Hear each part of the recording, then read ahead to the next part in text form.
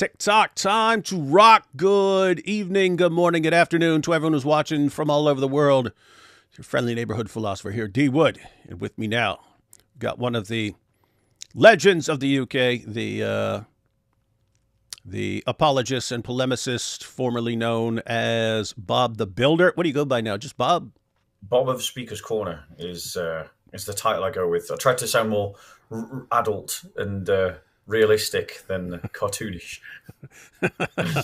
When it didn't look like it was going anywhere, I was happy with Bob the Builder, but now it's actually gone somewhere. I feel like I've got to have a more professional name. Yeah, that'd be like going with like Blues Clues as your name or something like that. Yeah. I'm Thomas the Tank Engine. It's like, okay, it's not exactly. You know, it works for a time, but at some point you've got to drop it. You know, and try and give yourself a different rapport.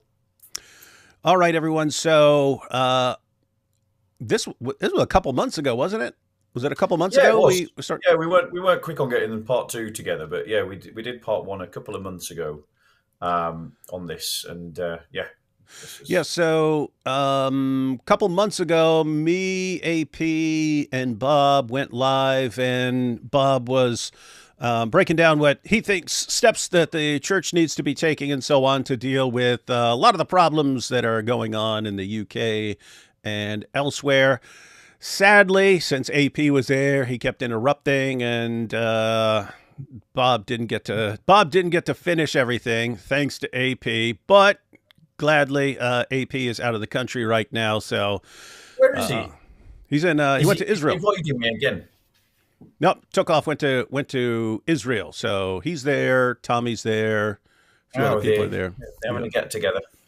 Having a little meeting.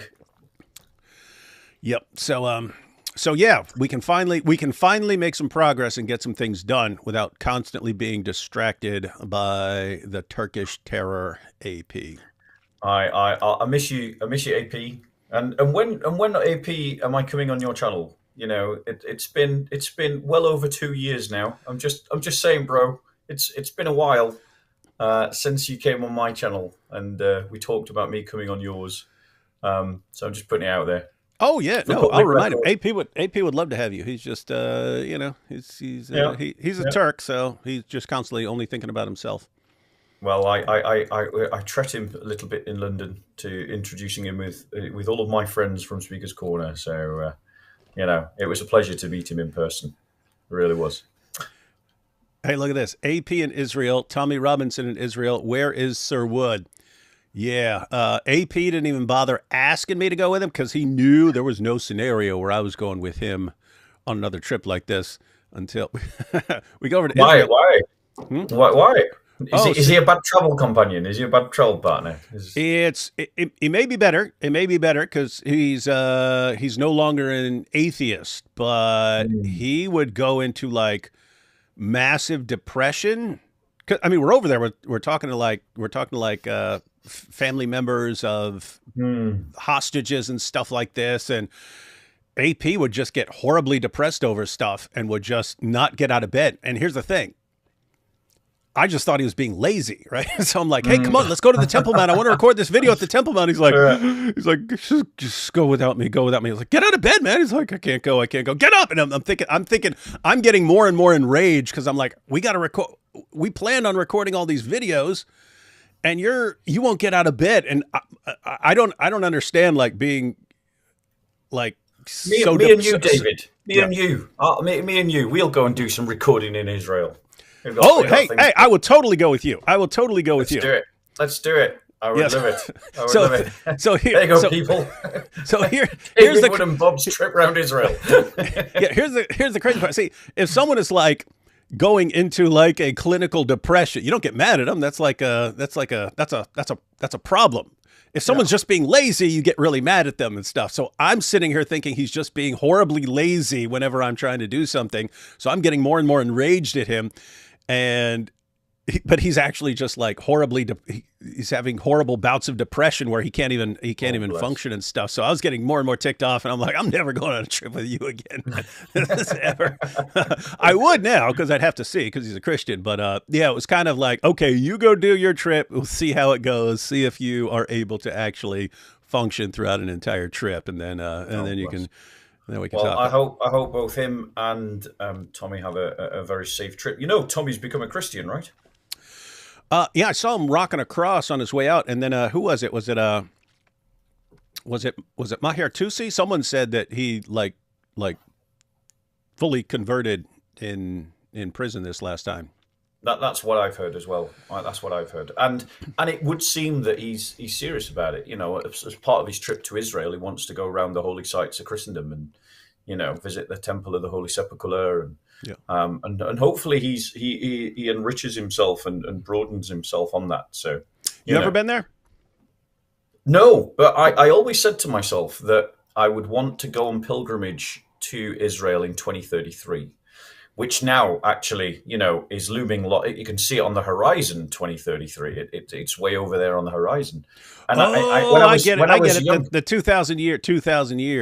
there you 2,000 go. years. You got it. Nice. You got it. And I'd entertain the idea of walking the whole way. From the UK all the way to Israel, spending a year on foot traveling there. I mean, now I wonder whether I could do that. I might have to go in like a disguise or something. But oh no, are we frozen a bit? Are you there? Yeah. No, you're good. I was good. No freezing on your side. No, you froze a little bit, but we still heard your voice. You didn't. Your Okay, voice didn't. brilliant. Yeah, your voice Yeah. didn't disconnect. I'll just try to sit statue-like, and then you won't tell whether I've frozen or not. There you go. But like, I wanted to walk all the way there, and I still might go on a big pilgrimage and just walk the whole distance. I'm just curious about how it'll go when I get to Turkey. Mhm. And That'll go well. whether yeah, exactly. Given the fact that they're keeping a list of people who've been criticized or insulted Islam, and they want to have them arrested, and Mhm. I might have to skip Turkey and go the last part by boat. Yeah, you can. Via Cyprus. You can sail around. Yeah, you can sail around there, or just go Proper, down. Yeah, proper go down. proper Crusaders version that of a pilgrimage, isn't it? It's like, yeah, we've got to skip Turkey. Yeah, just go Christian down to pilgrims can't walk through Turkey. yeah, go down to just go down to Greece, and I'm sure there's some boat you'll be able to catch in Greece to head over there. Yeah. Head right there. But no, it is super cool because you can read the Bible your entire life, but when you're actually like going around the Temple Mount and you're just walking over to the Garden of Gethsemane and then walking up the Mount of Olives, now when you read it in the Bible, you're actually like picturing it. You're actually picturing, oh, right over here. Oh yeah, Jesus walked right down there. Yeah. Oh, I know that route. I walked that same route and stuff. So Yeah. yep. And then like Capernaum, it's just it's small and it's just ruins now and stuff, but they still have the synagogue there. They have the foundation for the synagogue that was there. So you're like there and you're like, I'm like right where Jesus was. And I can walk right down to the water and the Sea of Galilee and stuff like this. So yeah, it's just for me. I mean, it's cool seeing all the places. For me, it's cool because like I don't know. I process it better when I can visualize everything. Yeah. So yeah, cool Okay. stuff. Cool stuff. Right. Shall we jump into this? Yep. Yes, we should. All right then. So why don't you tell everyone sort of the overall topic, and then give kind of a quick recap of the stuff you covered before, and then take it right from there. And I'll interject with all my objections and to call you an Islamophobe. Brilliant. Yeah, do feel free to push back where you feel we should push back, or to debate points or raise other ideas, or whatever you want to say, really.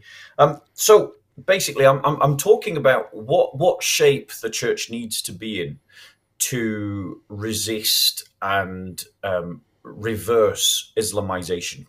What shape does the church have to be in to cope with the Ummah and to cope with the project of Islamization?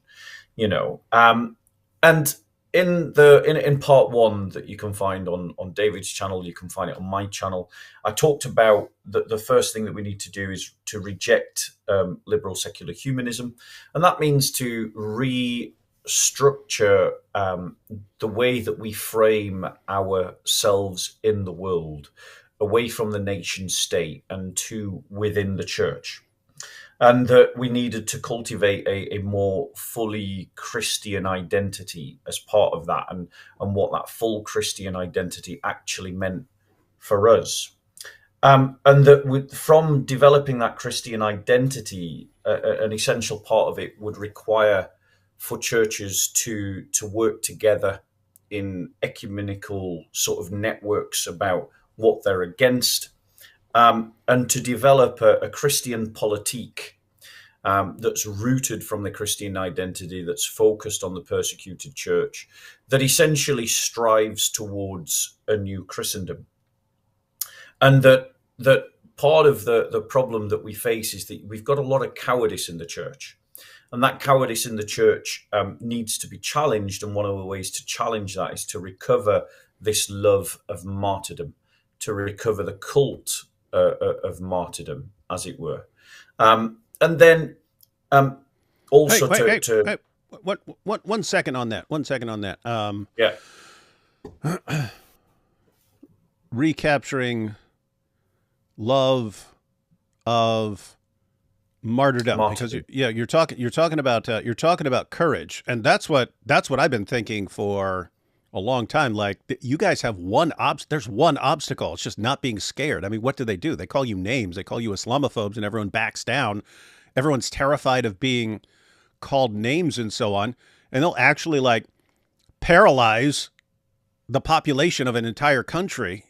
I mean, especially like in the UK. I mean, with the grooming gangs and so on, it was just, we don't want to be called Islamophobes. And you have like judges and social workers and police, and they're all so scared of being labeled a racist that they will let this keep on for tens of thousands of young girls. And they're so terrified of being called a name. I'm sitting there looking at it going, the only thing that's keeping this going is you're scared. If you just weren't scared, if you weren't scared of being called a name, you'd win. You just win. Just by taking away your fear. So when you were saying love of martyrdom, I was thinking like, not even necessarily to the point of being killed or something, but just get it through your head that if you're standing up for what's right, they might come after your reputation. They might come after your job. They might toss you in jail for saying the wrong things, especially in the UK. But get it through your head that that's okay, that it's okay to suffer these consequences for doing the right thing. And then it would just change everyone's attitude. Hey, I'm going to say the right thing. I'm going to say it, and I'm going to say it on social media. I'm going to do this. And okay, if you're going to lock me up for 3 years for doing that, I'm okay with it. I'm okay. I don't want that, but I'm okay with it. And I'm no longer scared. If you had enough people who are just, I'm not scared of what you can do to me anymore. I think that's it. That's all. That's kind of like the missing thing. Just get rid of the fear, be willing to accept the consequences, and they lose their power over you, because that's their power right now. We've got an entire population that's terrified of being called names or terrified of consequences. And this is how we control them. And okay, that's destroying you. That's destroying your entire country. And so what do you need? You need courage. You need courage and a willingness to accept consequences, and they lose their power. So yeah. Anyway, I just wanted to point out like the martyrdom. Yeah, the martyrdom. It's just everyone watching. It's not, most of you are not going to be killed for anything that you would say or do or something like that. But you should be willing to face the consequences. And if you could, totally different world. Sorry about that. And I think that and just so you know, I'm using the guest chat between me and you just to make notes for my own reference. So don't feel you have to respond to those guest messages. But the one of the issues that we face is that the church is very middle class in the UK. And it is a very comfortable middle class. It's the boomer generation. The boomer generation dominate the church hierarchs and the church hierarchy. And they just come from a generation that was all about their own comfort and was all about their own happiness. And, you know, that they don't have a worldview, partly because they've not been formed in the faith correctly. They just don't have a worldview that says carry your cross. They don't have a worldview that says suffer for Jesus. What they have a worldview of is let's all be nice. We should all be kind. And their vision of the church is just to be kind, and it's all about personal success. And so you've got a very limp-wristed kind of ecclesiology that comes from a generation of people born after the war, when it was all about glamour, when it was all about, you know, maximizing your own experiences and wealth because they'd grown up in the deprivations of the back end of World War II.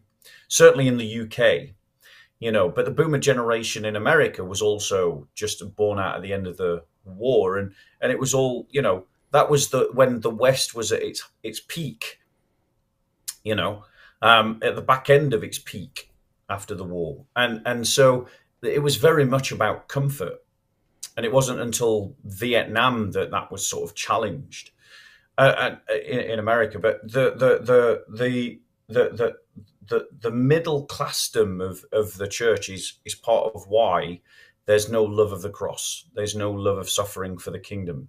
There's no love of martyrdom. Because if you are not frightened to die for Jesus, then what else do you have to fear?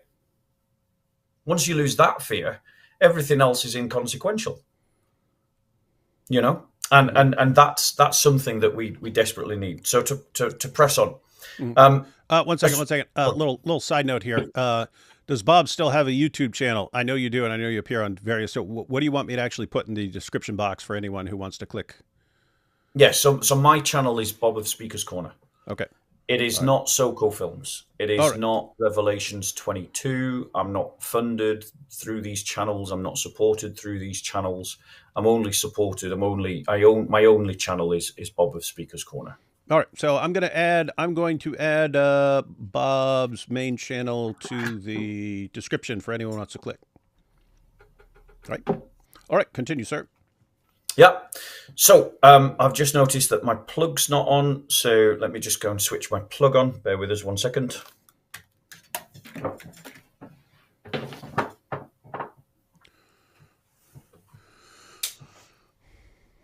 I'll take a couple super chats. Is that young Bob? He aged well. Sorry, what was that? Oh, no, I clicked on a super chat. He said, "Is that young Bob? He aged well." Had young Bob on here. Had young Bob on here. Yeah. Oh, bless his heart. Yeah, he's got himself in all kinds of trouble. But there's a man that's got courage, a lot of courage. So another thing that we need to cultivate, I mentioned in part one, is that we need to cultivate this warrior code of chivalry, that the church needs to throw off this erroneous doctrine of pacifism. The place where the church should be is a place where everybody goes. Christians don't start trouble, but you don't want to start trouble with Christians. And if we can reach that place in culture where people say that about us, then we've reached the right place. Of a community that stands up for itself, and everybody knows that it stands up for itself, but at the same time is not a community that bullies others, and that is essentially chivalry. It's being gentle to the weak, and it's being strong in the defense of the weak and strong to the bully, and bullying the bully, and that kind of mentality. Hey, did we talk about Plato's Republic last time? We did. We did talk about Plato's Republic. You mentioned how, Plato mentions this. Yeah. I'll just recap that real quick for everyone. So, and I've mentioned that several times in live streams. But yeah, they get to a point where, so they're trying to formulate like the ideal city and so on. They get to their military, their soldiers. They want the most fearsome, feared soldiers on the planet, men who are raised from the time they're born. And they're like selected, like the people who are just like born aggressive and so on. They pick these guys and they craft them for their entire lives into becoming the ultimate soldiers. And then they start wondering, wait a minute, if we've created an army of the most fierce, aggressive soldiers on the planet, what is to stop them from just taking over and running the city themselves? And they said, no, we need these guys to be extremely loving and caring and protective over their own people. So we want them extremely hyper aggressive and violent towards enemies, but like super gentle and protective over their own people.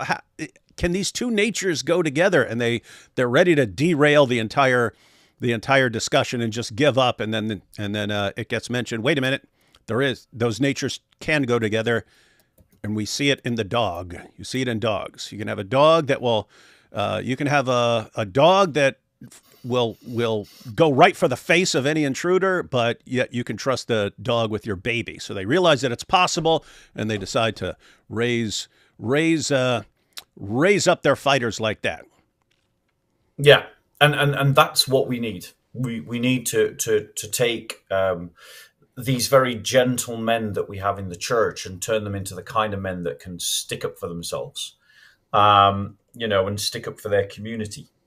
And then we also talked about the idea of living out your faith as a culture, living it out fully, living it out bombastically, living it out in such a way as that it takes up space, it absorbs time, it absorbs energy, it creates waves in the cultural matrix of a multicultural society, um, you know, and and that's kind of where we got up to, because there was a lot of what are these things where people pay you to read their comments, because I don't use them. What do you call them? I never Super have them. chats, super chats. Super chats. We had these super chats, and then obviously AP just every 2 minutes had something new to say about orthodoxy. I've got to mention orthodoxy. Yeah, I Got to gotta mention mention it. Gotta orthodoxy. gotta Got to talk mention about it. orthodoxy. Hey, what Did I about mention orthodoxy? orthodoxy? Hey, What was that about orthodoxy? you know, in my church, the Orthodox Church. Yeah. Yeah, we love the Orthodox Church, by the way. Just saying, but AP just anyway. So that's kind of where we got up to. So I'm going to kind of pick up from pick up from part two. Now, I only skimmed through part one in preparation for this because I didn't have time to go through the full 2 hours and 20 minutes. And so if I repeat a point, I just ask people's indulgence. If I recover a point that I've already spoke about, I ask for your indulgence. But I promise you, we will be bringing up new points. So I've touched upon it. My next point is the problem of the boomers. It is the problem of the boomer culture. The boomers were a generation of Christians who singularly failed. I mean, there was a lot of poor generations that failed from 1830s onwards right through to the present. But the boomer generation failed spectacularly to achieve anything for Christ. And whilst there were saints in the boomer generation, whilst there were exceptional Christians in the boomer generation, on the whole, they are the generation that drove the church over the cliff, along with the rest of society. They went with it.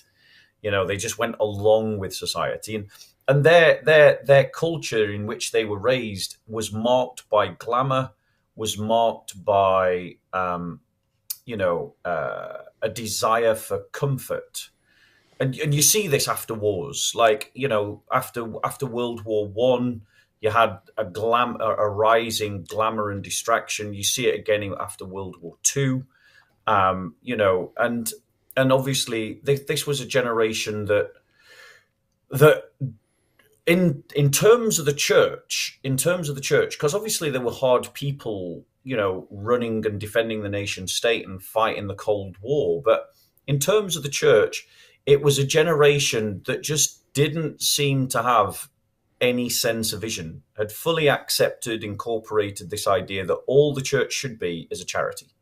That all the church should be is maybe a prophetic voice that tries to be a conscience to society, but otherwise doesn't see the church as having a bigger role. And that's really poor ecclesiology. It's a really poor understanding of what the church is. Going back to identity, which I mentioned in part one, if we are priests, our role is to sanctify and to offer up everything in the whole of creation unto God.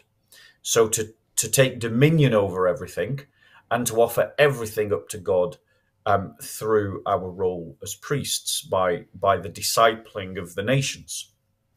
And so we've got to, I mean, the boomer generation is filing out, the Lord is taking them to glory, and newer people are rising up.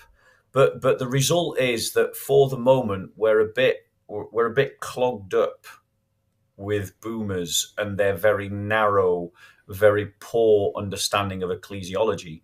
And the quicker we break through their grip over the church and that very narrow understanding of ecclesiology, and the you're still there because everything's frozen. Yep. Yeah.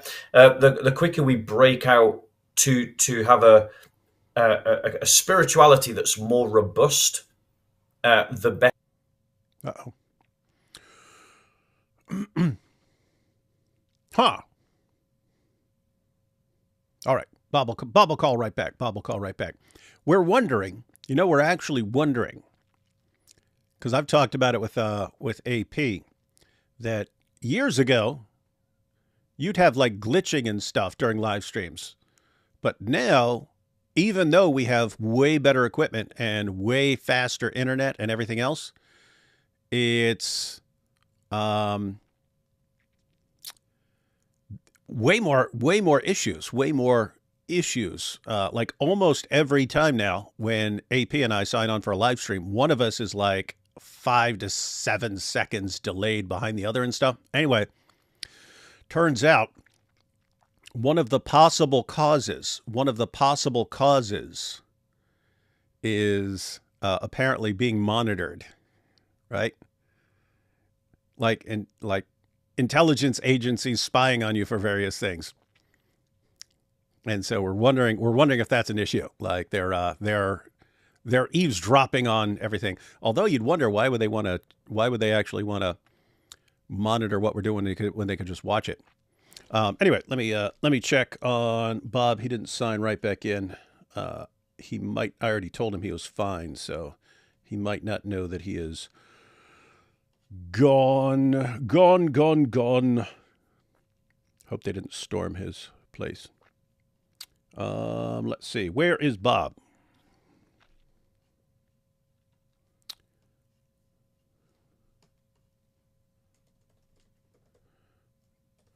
Oh, he was trying to send me a message. Let's see. I'll take a couple super chats while he's typing a message. Oh, he says he's having a malfunction. And he said, hold on, he'll be right back. Okay, guys, Bob's going to be back in a second. He might be restarting his computer or something like that. Several years ago, I'll take a couple super chats while we're waiting. Several years ago, Kex released a UK parody song of Simon and Garfunkel's Mrs. Robinson called Mr. Robinson about Tommy Robinson. It's very good. And with no AP, we need music. And here's to you, Mr. Robinson. Jesus loves you more than you will know. Oh, man, Bob is on. I'm out. Not like the Al-Zut, though. Very rude. I'm just glad that Bob is not here, Daniel Apologetics, to hear your very Islamophobic joke. Bob and Mike Winger, what a collab. Ha, ha, ha. Good one, Joe. Yeah, let's all pick on the really cool guy and pretend he's a nerd. Do Muslims have a debatable case against Oriental Orthodox Christology versus Orthodox? I see most, if not all of you, take the Eastern Orthodox stance. Thank you. I don't know. Why don't you look up a discussion between Oriental Orthodox versus Muslims on Christology? I haven't seen that. Speaking of Islamophobes, gee, block. That's good. Muslims love the Ummah more than the truth. That is true. And yeah, and it's not even the Ummah. It's more like, as far as the Dawah fans, they love their Dawah guys more than the truth, more than Allah, more than Muhammad, more than anything. In Islam, they clearly love Muhammad more than anything else, generally, like since the beginning. But now they have like this cult of personality where they've rallied around Dawah guys. They've rallied around their Dawah guys and so on. That's become the center of their worship. Let me just respond to Bob real quick. He said he's going to have to restart. I'm just going to tell him no problem. I'm taking super chats till you come back.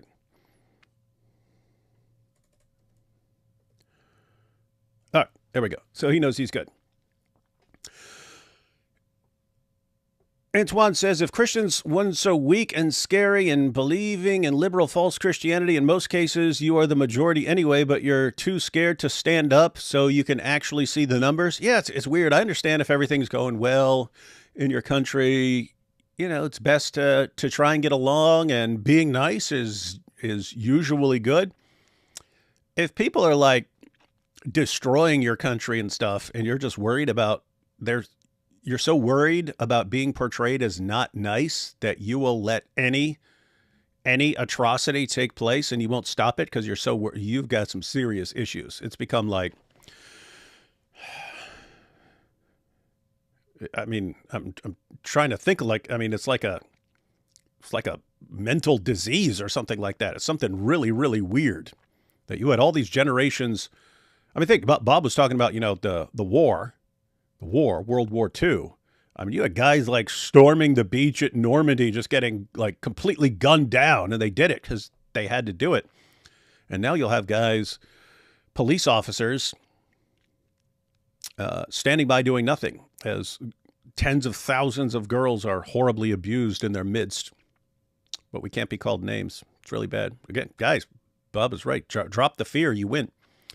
D. Wood, Israel government minister Emikai Kikli wants to meet AP. I sent AP an email.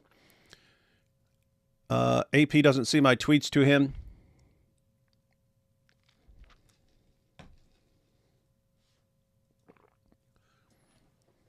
I'll send him a text for you, Polpo. Trying to make a good Dawabunga PFP pick, a Ninja Turtle with Dawabunga. That's funny.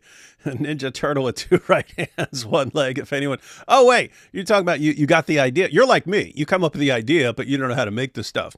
That's actually a good one. Dawabunga, Ninja Turtle, 2 right hands, 1 leg. If anyone can do it, I'll love you forever. I'm positive there are plenty of people who can do that really quickly because sometimes I blurt something out and then it's like their profile pics the next live stream.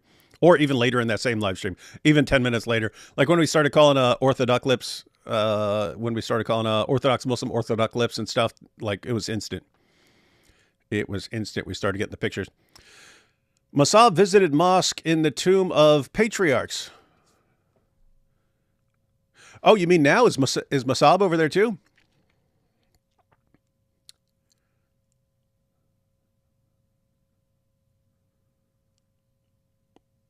That's cool because I think it was in California last time. Last time I knew where he was. There are a lot of people over there right now. There are a lot of interesting people. They should be getting some good, some awesome video footage and stuff. I know AP had a ton of stuff lined up. It's going to be there 2 weeks. It's crazy. Israeli reporter poses as a sheikh, goes to a few places and exposes Islam. Unfortunately, the documentary doesn't have English subs. But I did translate the intro. I can send it if you're interested. Israeli reporter poses as a sheikh, goes to a few places and exposes Islam. That sounds funny. We might need an English version of that. Oh, yeah, Bob messaged me again, said his computer seems to be having serious issue. We were actually talking about that beforehand. He was saying, hey, I'm having serious computer problems. And I said, well, you look fine right now, so let's just jump in.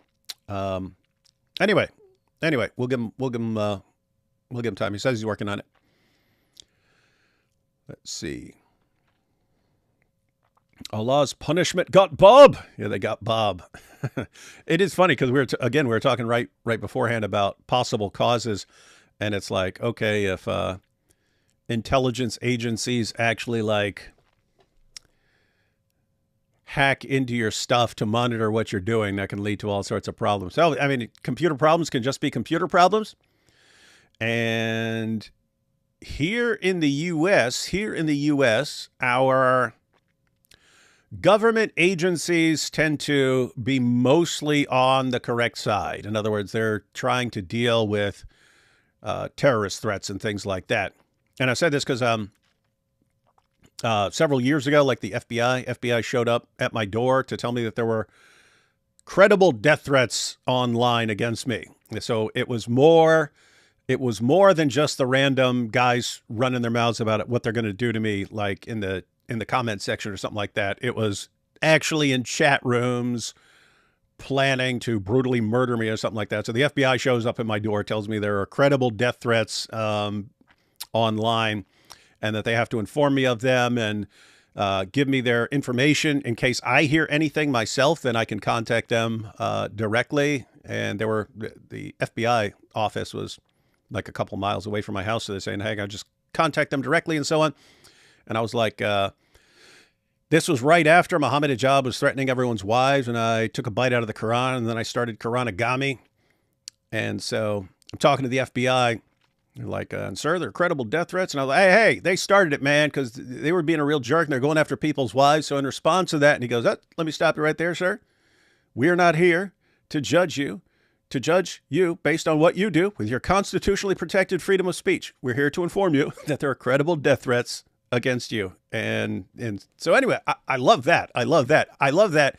We're here to protect you. We're not here to mess with you. We're not here to silence you. We're not here to punish you. We're here for your good. We're here to protect you. I love it when they're like that. In the UK, where Bob is, complete reversal. They're there to silence and crush and destroy you. And so, yeah, it would not surprise me.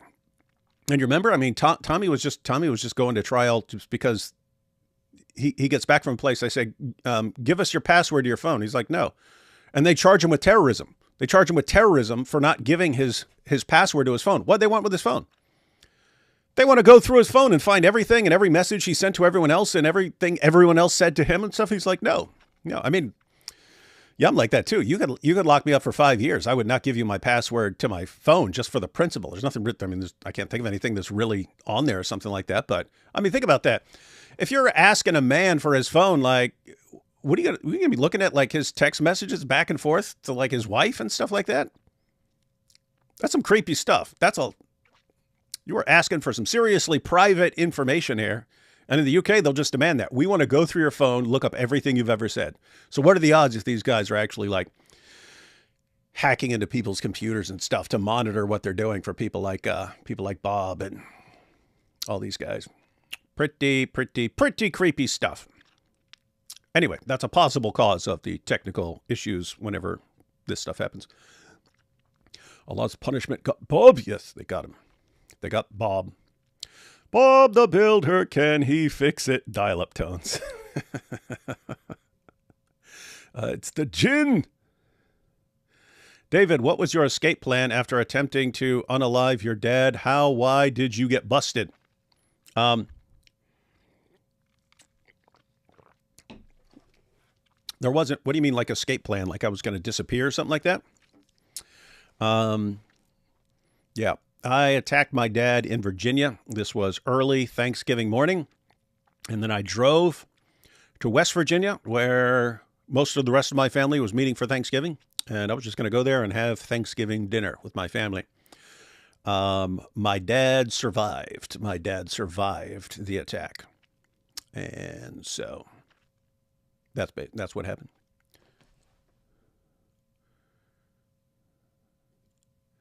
I keep seeing Palestine flags and anti-Israel signs at these so-called No Kings protests. How stupid can people be? None protest Saudi monarchy. Yeah, what is that No Kings? There are kings all over the place. What you really mean is you don't like Trump. So I don't know why you're calling it No Kings. Just complain about Trump, right? Was Giant DOC's live with you and Chris from last night copyright struck? Can't find it anywhere. Yes, and it was totally bogus. So Christian Gadfly, he's been on with me a couple times, but yeah, he's actually a lawyer. So yeah, he's actually contacting YouTube. They're more inclined to do something quickly if a lawyer is actually contacting them and so on. So yeah, it was totally bogus. It sucks, guys, because we were having an awesome discussion. We had Muslims calling in, and some of the Muslims were like very reasonable, like listening. And one of them was like apologizing for getting things wrong. She's like, go over here. And we're like, okay, let's read it. So, oh, okay. Yeah, I was wrong about that.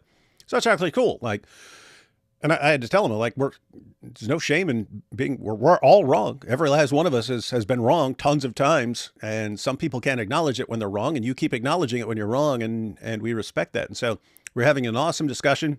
And here's what sucks. We're talking about Yemenite. So he's got a channel. I forget what his. I forget what his whole entire channel name is, but he goes by Yemenite something. But we were talking about Yemenite, and he had just told people to go around to videos, and he said, instead of debating, just try and get them shut down. Try and get them shut down. Flag them for hate speech and stuff like this. So may have been someone following Yemenite's advice and just getting a live stream shut down. Just sucks that YouTube doesn't protect channels better than that. Kind of a garbage system. Kind of a garbage system.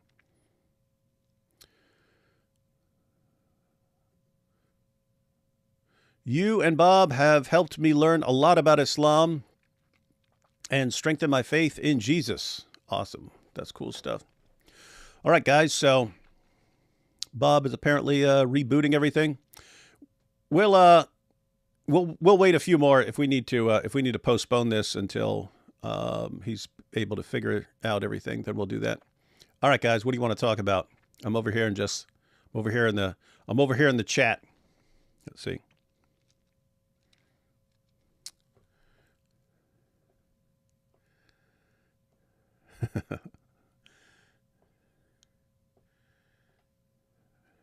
I'm seeing some comments, but I don't know what happened before, so I don't know what some of this is about. Let's see. Pray for Bob's internet. Yeah, this seems like he said it's a computer problem. We'll see. Oh, here we go. Yeah, someone's asking where's Robert, because I said I'd be on live with Robert today. I'm going to be live with Robert at 8 p.m. 8 p.m. Although I might message him and ask if he wants to go a little earlier, because he does go to sleep earlier than the rest of us. But yeah, this is what we'll be talking about tonight with Robert Spencer. Robert just came out with a book on Zohran Mamdani. So Robert did all the research. We want everyone to have all the information they need on Mamdani. Skynet here says Mamdani has never had a job in his life. Well, what are you talking about? He was a rapper. Guys, if you want to hear the worst thing you've ever heard in your entire life, listen to one of Zohran Mamdani's rap songs. I'm not kidding. Like, you could take the worst, most terrible rap song you've ever heard in your life. You can go back to 1983, where people were just like trying to figure out how to do rap back then. You have never heard anything as awful and terrible as Mamdani's rap. It was really, really, really, really bad. But yeah, we'll be talking about Mamdani later. Catherine here says, live was struck by Mr. Sling. Yeah, Mr. Sling. And then I went live on my channel after that, and Mr. Sling came over and ran his mouth and stuff like that about how he got their channel blocked. I mean, how he got their live stream taken down. Total cowards. I said at the beginning of my live stream last night, these are completely different levels, but it's the same principle. Like, I compared it to Charlie Kirk. Like, Charlie Kirk shows up to a campus, sits down. He's got a microphone, and there's a microphone set up. And anyone who wants to challenge him on anything can step up to the microphone and argue against him, refute him, bring forth their evidence, and so on. But people decide to shoot him instead. You shoot someone instead of doing that. And I was just thinking about that. It's like we literally have a live call-in show where anyone who wants to say we're wrong can call in and tell us we're wrong. And Muslims were doing that. Muslims were calling in, trying to show that we're wrong. But that's not enough. You actually have to just shut us down. In other words, there are people, and it's online and it's out here in the real world, who don't even want the discussion. That even having the discussion is too much. Even having a debate is too much. You can't even allow that. You have to stop it by any means necessary. If that involves killing someone, then you kill them. If that involves fake copyright strikes, you do that and stuff. But there are some people who don't even want the discussion to proceed. And I'm just thinking, like, if you are so desperate to not allow the discussion to proceed that you're willing to do whatever it takes to make sure that the debate or the discussion never happens,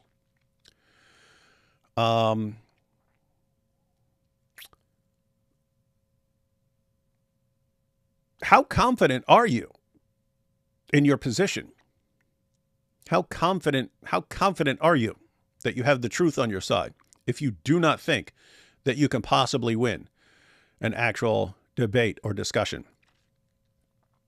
In other words, like, you seem like a total coward. You seem like a total coward. If I say, hey, here's my position. If you disagree with me, call in and refute me, or step up to the mic and refute me. And you say, no, I'll have to kill you, or I'll have to silence you, or have to do this or that. It's like, you are a serious, serious, serious, serious coward. Weird stuff. Bob says third attempt at a reboot. I'm going to message him. And I'm just going to tell him it's fine if things aren't working, he wants to reschedule. So just 1 second while I message him.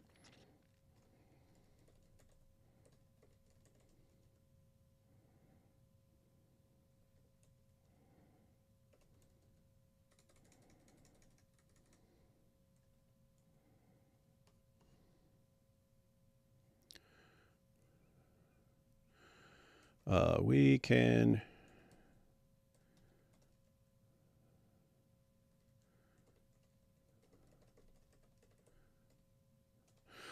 Okay, he said he's going to try and get it fixed in the next couple minutes, and that if it doesn't work, we'll just reschedule. So sounds like we're good. So we'll find out. And again, guys, well, I'll be live. I'll be live tonight. So he's gonna take one more crack at restarting his system and see if that works. And if that doesn't work, then we'll reschedule. Weasel Tactics. Hey, who?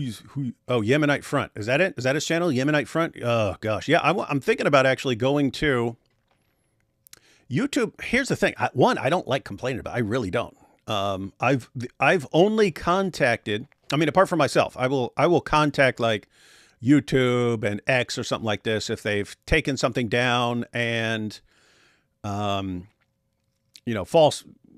given me a false strike or something like that. I'll talk to them then. To my recollection, I've only actually contacted anyone to complain about something, as far as I recall, once ever. I'm trying to think. I've never complained about any death threats or anything like that. I think the only thing I've ever complained about is when they doxed someone. And I actually sent them a message. I say, this person is doxing this other person, posting their home address and stuff like this, trying to get them killed. And so that's the only, so I don't even like the idea of contacting YouTube, but I've actually thinking of that. I mean, if he has a video where he's advising Muslims to just file false complaints about people. And I'm guessing that if that's not against the rules, it should be against the rules, but still, I don't like calling it. Anyway, if anyone wants to go to his live stream, it's the live stream where he was saying, it's the live stream that's titled something about why Dawa's failing, why Dawa isn't working and stuff anymore. And I haven't watched that. I'm guessing it's because everyone has to do Dawa like me. But if you listen to Yemenite, he's saying don't engage with these guys and so on. Don't debate these guys. Don't engage with them. Just flag their stuff and complain about hate speech to get their stuff taken down. Anyway. If anyone wants to complain about something, that would be something to complain about. I don't think I can actually bring myself to actually try contacting YouTube about stuff like that.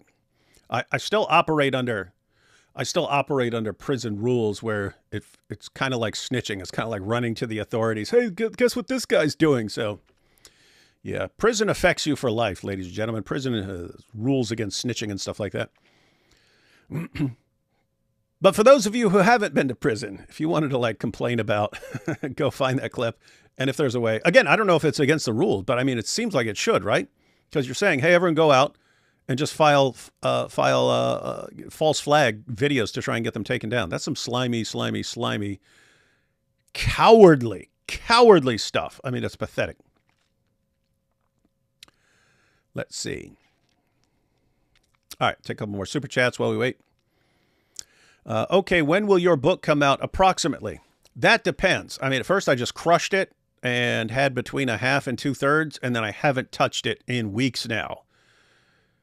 And so and there's no chance that I'm going to get anything done this week. This week, hey, it's actually cool, guys. You know, we're talking about that series we're recording with Turning Point on Islam. So me, IP, and God Logic, me, Inspiring Philosophy, and God Logic are about to travel to Turning Point Studio for the first batch of videos, in their Islam series. So that's this week, and then I'm speaking somewhere else later in the week. So yeah, this week's totally swamped. I'm trying to think of when I can finish, because it's got to be finished. We don't want this. It's got to be. Let me put it this way: it's got to be finished this year. I mean, absolutely, like before 2026, because we have other stuff going on. Let's see if we got Bob back. Let's see.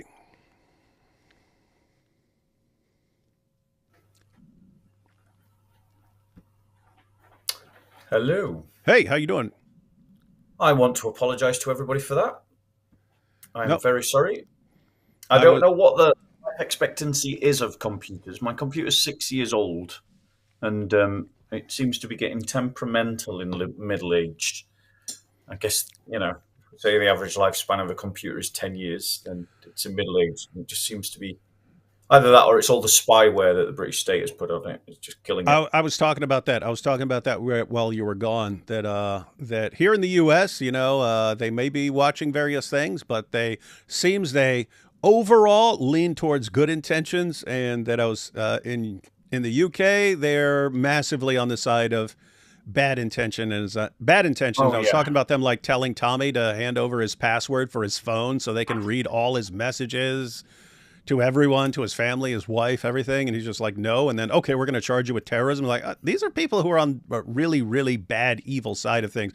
These are exactly the sort of people who would like put spyware into every Islamophobe's computer and things like that. Exactly. So if you're listening to UK agencies, you guys suck, man. You guys suck. And I'm glad we dumped your tea in our harbor.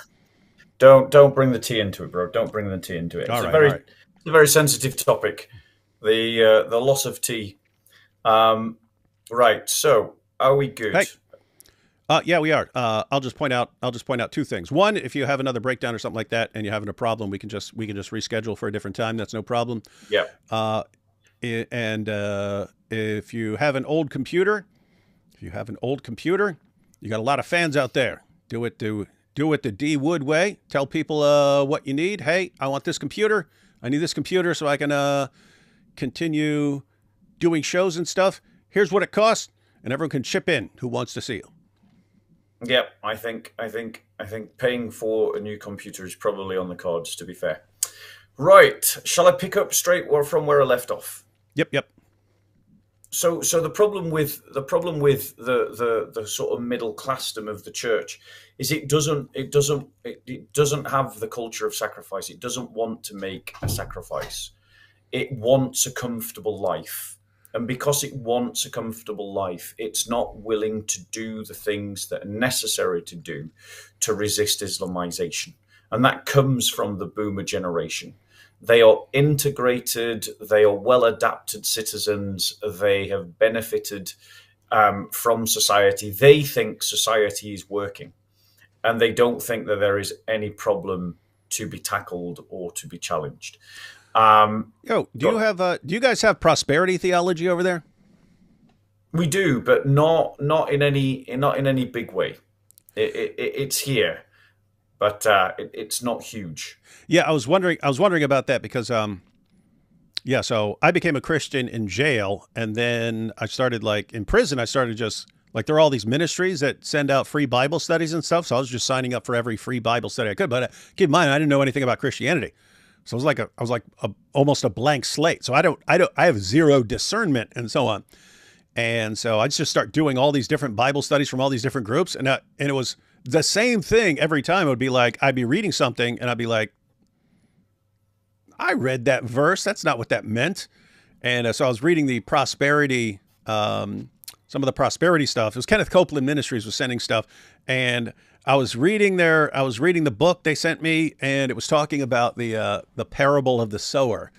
And it was saying how this is about sowing your money to reap the harvest, the hundredfold harvest and stuff like that. And I was going, I mean, I only read that a couple times, but what didn't Jesus himself explain what that one is about? Didn't he say it was about the word? Let me go check that. Yeah. And I go back and I was like, It wait, he explained what that was. You guys are saying, oh, I don't like this stuff. This stuff, you're trying to turn everything into something about money. But when I was reading that stuff back then about how God's just going to make you prosper financially and all this stuff if you're actually faithful to him, if you're not prospering financially and in all these other ways and with a big house and stuff, it's because you just don't have the right faith and stuff. And I'm just thinking, you guys are like setting up a disaster here. You're making it so that people are not going to be able to endure anything that happens if things go bad, and they're going to think they're being punished because they're bad. And there's a softer version of that across the West, which is this idea that we can just pray every problem away. So it always gets me in trouble when I say this, but prayer is not the solution. It is not going to fix everything. But that's embedded in middle class culture. It's kind of like we whatever the problem is, we can just pray about it. And so there is that middle classdom to the churches that we have to break through. We have to break the grip of the boomers on the church hierarchy, because the boomers are holding the church back, because they are so enmeshed, so embedded, so dependent upon a kind of boxed in Christianity that they can't imagine a Christianity that's more robust, more forceful, more energetic, more diverse. They just want bums on pews, pay your tithe, receive your sacraments, go away, rinse and repeat week after week. And a church that doesn't fit that description is a church that doesn't fit with them. And so that is part of the challenge of what it is to respond to Islam, is to get rid of the things clogging up or bypass the things that are clogging up the church's response. And the boomer generation and middle class Christianity is part of what is clogging up the arteries of the church in terms of responding to the challenges that it faces. Let me just go ahead and say it as the Joker from the 1988 Batman would say it. Sounds like you're saying the church needs an enema here. Yeah. Yeah, we're talking about you boomers. We're saying you boomers and your crap ideas need to have failed. They failed. I mean, don't get me wrong. There's lots of godly people amongst the boomers, insofar as they were taught how to be godly, and there's lots of saints amongst the boomers. I have no doubt, and good Christians amongst the boomers. But as a generation, apart from a few, they have largely failed as a generation. And we need to recognize that as the generations that we're picking up their mess, and that's where we're dealing. So it's about recognizing where we are in history. Just a little side note, because I'm guessing a lot of the things that affected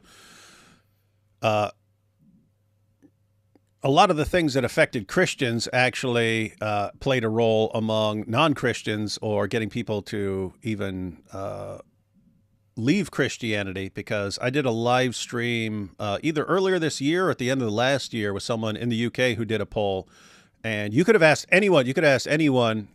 I don't know if you guys would have thought about this differently, but you could have asked anyone over here, like, hey, if we do a poll of religious beliefs and so on by different age groups, what's it going to show?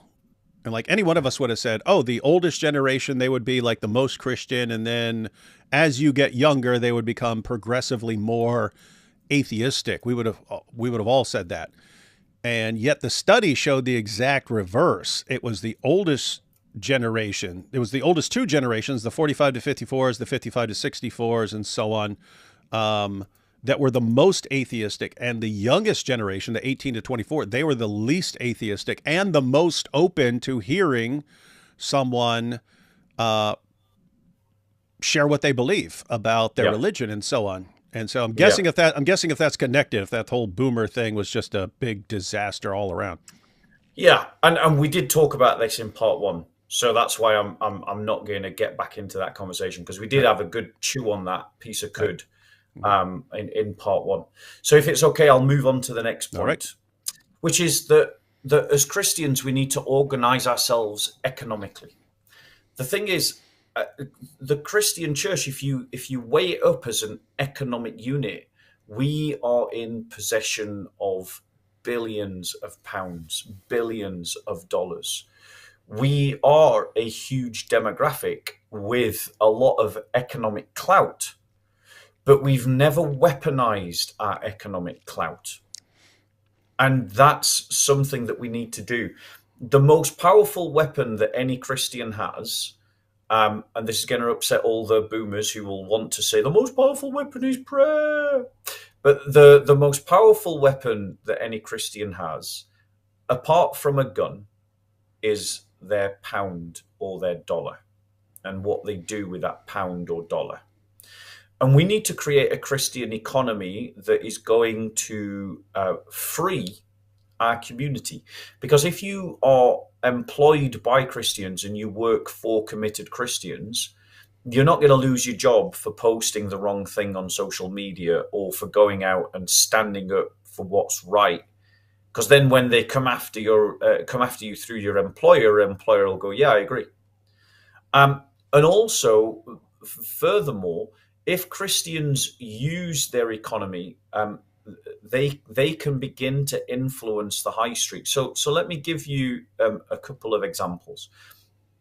There's a Christian bookshop here in London called Agape, the Agape Centre, which is a Christian bookshop slash cafe. That is a bookshop that's owned by some Christians, and the Muslim community have tried to shut it down because the bookshop is run by Arab Christians, you know, and some members of the Muslim community have tried to shut down that bookshop by buying the entire building just so they can close the bookshop down. But the owners of the building are themselves Christians. So the people that own the building are Christians, and the people that own the bookshop cafe are Christians. And because the owners were Christians and they knew what was going to happen if they sold it to Muslim buyers, they've refused. And so the Christian cafe bookshop is still open. It still has a presence on the high street.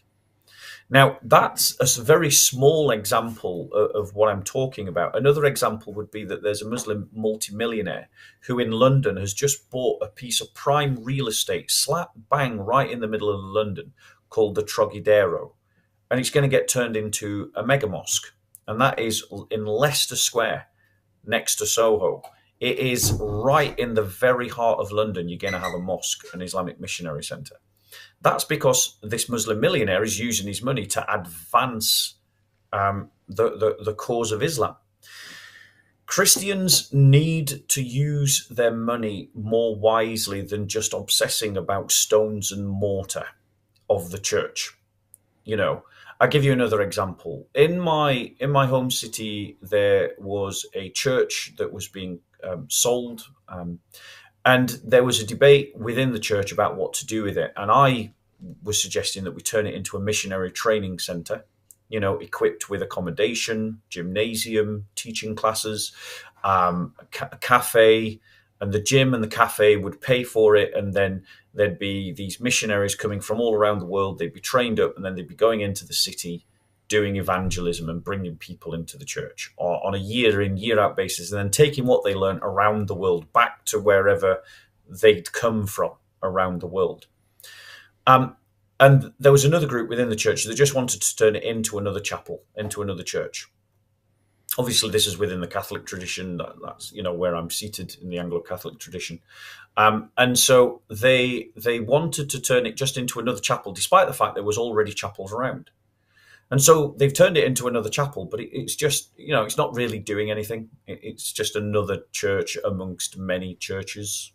But it's that lack of imagination about what to do with resources that's holding the church back. Now, how does this apply to reversing Islamization? Well, we've got to use the power of boycott We've got to use the power of, right, well, I'm not go we've got to be vocal about what we want to see in the economy.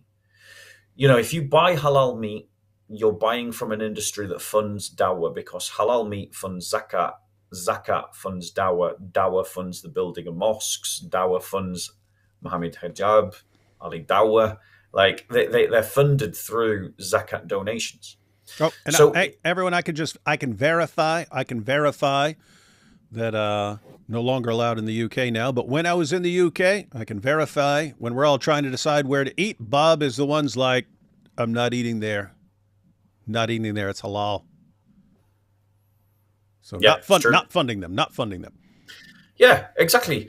And this is a no-brainer. But the point is, it's not just that. It's in countless ways we've got to fight the economic war. So after the martyrdom of Charlie Kirk, there was this pushback against all these people celebrating his martyrdom, where people went after their employers, went after their jobs. And this is the kind of economic war that the church needs to be fighting relentlessly. We need to be funding Christians who are owning businesses. Christian businesses need to be working with other Christian businesses. Christian businesses, if they are building up, need to be employing Christians. That then frees Christians to be more socio-cultural warriors in society, because they're not worried about losing the job. The businesses get richer so they can fund more ministries, fund the churches. The churches and the ministries are better funded so they can then go on and do more themselves. So we need to keep the Christian pound within the Christian world, and we need to find ways of doing that. And we also need to find ways of starving out our ideological opponents of cash. And this is one of the easiest ways that you can get involved in de-Islamization. Because then we could reach a point, where we start, that we start shaping the high street, that we're in the position that we're buying that piece of real estate so it can't be turned into a mosque, or where we end up in a situation where we end up fashioning the high street so that, rather than us looking for a place where you don't buy halal, Muslims are looking for a place where you do buy halal. It's where we create an environment that those that are aid and facilitating the destruction of the West suddenly find themselves that nobody's going to their LGBTQ silent P kind of coffee shops, and we begin to change the culture through economy, because obviously politicians need funding for their campaigns. And if big funders are Christians, then it influences them. So what happened with Reform is Zia Yusuf, who is at least a nominally Muslim, seems to have gained himself some influence within the Reform Party that coincided with a very large donation to the Reform Party. And that has taken the teeth out of the Reform Party for a lot of people.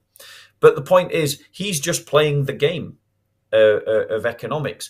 Christians are not particularly imaginative or show particularly solidarity financially with other Christians, and this is something that we need to change as a culture. So that's one of the next points.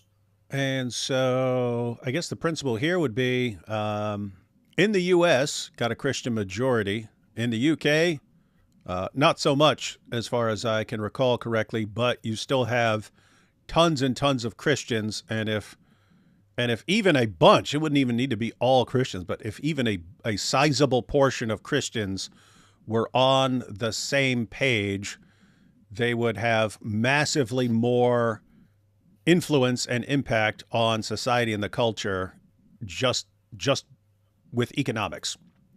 Yes, that's it.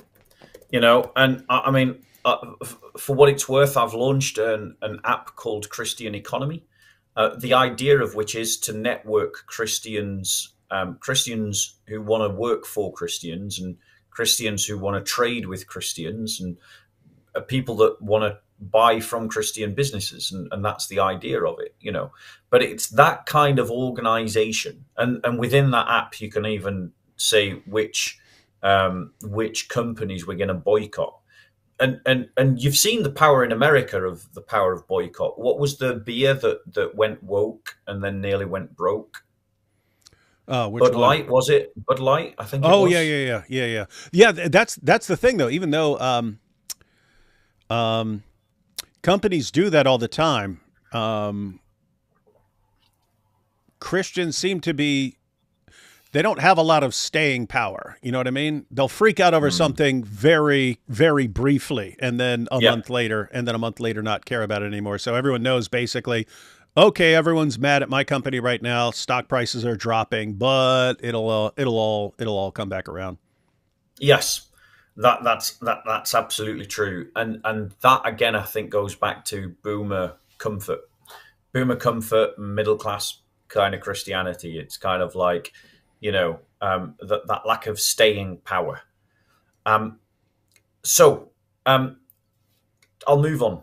You've mentioned about the fact that as Christians, we are a minority here in the UK, and God forbid, but it might end up being like that in America. But in the UK, we definitely are a minority.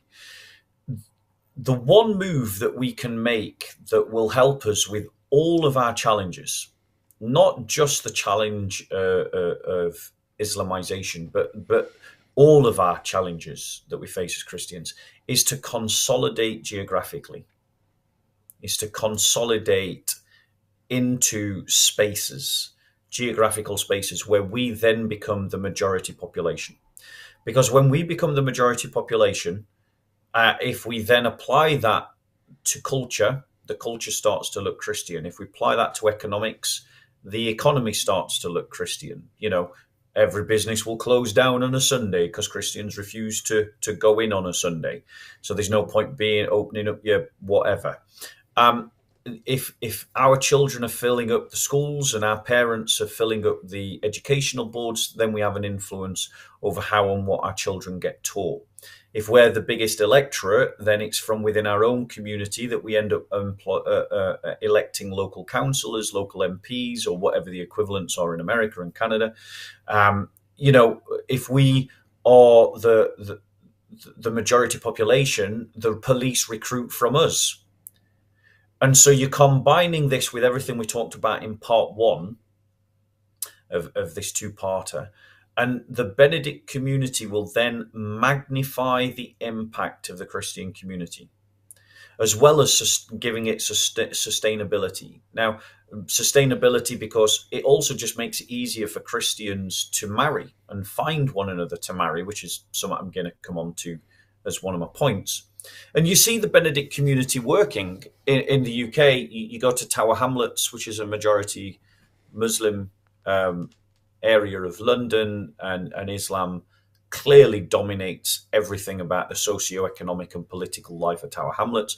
In Birmingham, Muslims have just flexed their muscles to the British state, and the British state are back down, and all Jews have just been barred. All Jews from Israel have just been barred from entering Birmingham for a football match, and that is, a total flex by the Muslim community and the middle classes Even the of England. politicians. I've seen Muslim MPs just bragging about it on Twitter. How this is a great thing that they've been able to. It's just like, gosh, I mean, they're bragging about it. So, but that's the power of the Benedict option.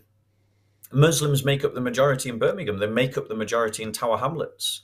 And so they have control because they are the majority. And in a Western liberal secular democracy, society bends around whatever the majority wants. And so you've got this majority that is, determining the local structure of society. Now, if it works for Muslims, it can also work for Christians. And this is why we should adopt it, because it's the one move that we can make that will help us in all of our challenges.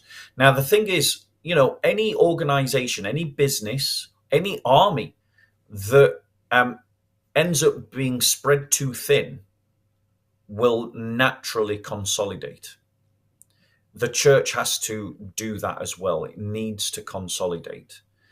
Now, I'm not a fantasist. I don't think that you're going to be able to set up a Benedict option of Roman Catholics and Calvinist, Baptists setting up a Benedict community together. That just won't work. But what can happen is, the Roman Catholics set up their Benedict community, the Baptists set up theirs, the Calvinists set up theirs, the Lutherans set up theirs, the Pentecostals set up theirs, the Orthodox set up theirs, preferably separate from the Ukrainian Orthodox. And then they each go about transforming their society to look like what a Christian society would like according to their denomination, and then just let the best church win. But the Benedict community, it is better than this parish system that we've got that is failing everywhere. It is better than these kind of and mega churches are an example of consolidation. I give you an example. If you look just at Catholic churches in the UK, churches where there are more than one priest do better than churches where there's just one priest. What's that telling you? You've got a concentration of resources, and so you can do more. So you look at churches attached to monasteries, or you look at oratories, like the Brompton Oratory or the Birmingham Oratory. Those churches are healthier and more thriving. You look at cathedrals. Cathedrals of the Church of England do better. Why? Because they've got more clergy. A concentration of resources results in more being able to be done. And the more you do, the more you're then able to do. As both me and you know, like we both started from zero and have reached a point where we're doing lots more because of the amount of effort we've put into things. But imagine if there was like a little colony of like apologists, all within one city, amidst a general Christian city, amidst a general Christian populace. How much more could we do? And so the Benedict option is absolutely important in this struggle. And just to prove that it does work in terms of conflict situations, go and look at Northern Ireland. Benedict communities, the Benedict option, have sustained both the loyalist and the Republican communities in that struggle because they both adopted the Benedict option. In other words, in sociological trumps, the Benedict option trumps every other card and can only be matched by another Benedict option. Whereas if you look at the churches in Muslim Benedict communities, they can nibble around the edges, but ultimately over time they close because the natural population of that church either moves away or dies. A few might convert to Islam, and even if the church makes a few converts from Islam, which I'm sure they would, those number of converts would never be big enough and never be able to be sustained in a Muslim majority to sustain that parish church. And so the parish system doesn't work.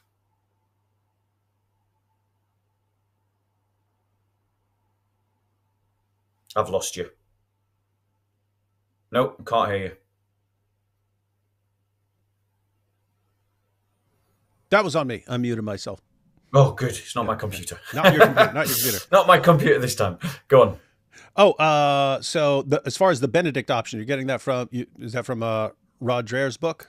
Yeah, Rob Dreher's book. But Rob Dreher, there's a better version of the Benedict option. Rob Dreher's description of the Benedict option is a bit limp-wristed. It's like, let's go away and cower in, the east coast of Ireland, the west coast of Ireland, and hope people don't notice us. That's not an effective Benedict option. It's got to be a Benedict option that is outward facing. And Rob Dreher's understanding of the Benedict option is maybe like, 30 families go and settle in. I'm talking about hundreds of families, and then hundreds or maybe even thousands of people all gathering into one place. Not tens, but hundreds or thousands. And then there's Alistair McIntyre, who had a book called After Virtue, Yeah. who argued something similar. Yep. So that would be part of the response. I realize you've kind of had to tread water and talk a lot while I've been out. So like this is one of those areas that people, if they can see how it would work, I think a lot more people would be in favor of it. And I think the way to start getting those Benedict options, there's a number of avenues to move towards them.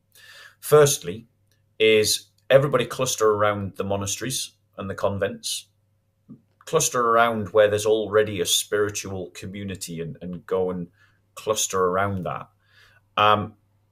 Another option is that you just really build alliances where you are. So where you live, David, you build alliances amongst all the local Christians in that area, and with the deliberate intention of Christianizing society, which goes back to what we talked about in part one, about this idea of building a Christian civilization.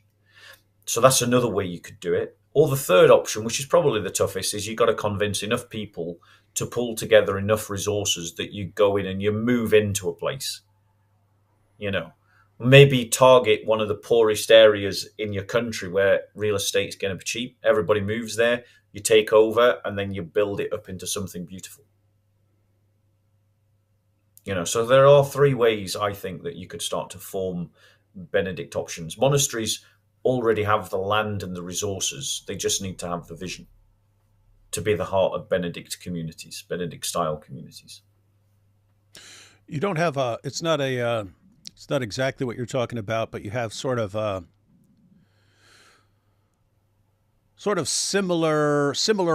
Well, I can't even call it a similar idea. It doesn't seem to be based on any particular idea, but like when things are going terribly in California, people start leaving California and going to like Texas or Tennessee because like everything, the school boards, everything's like going completely insane.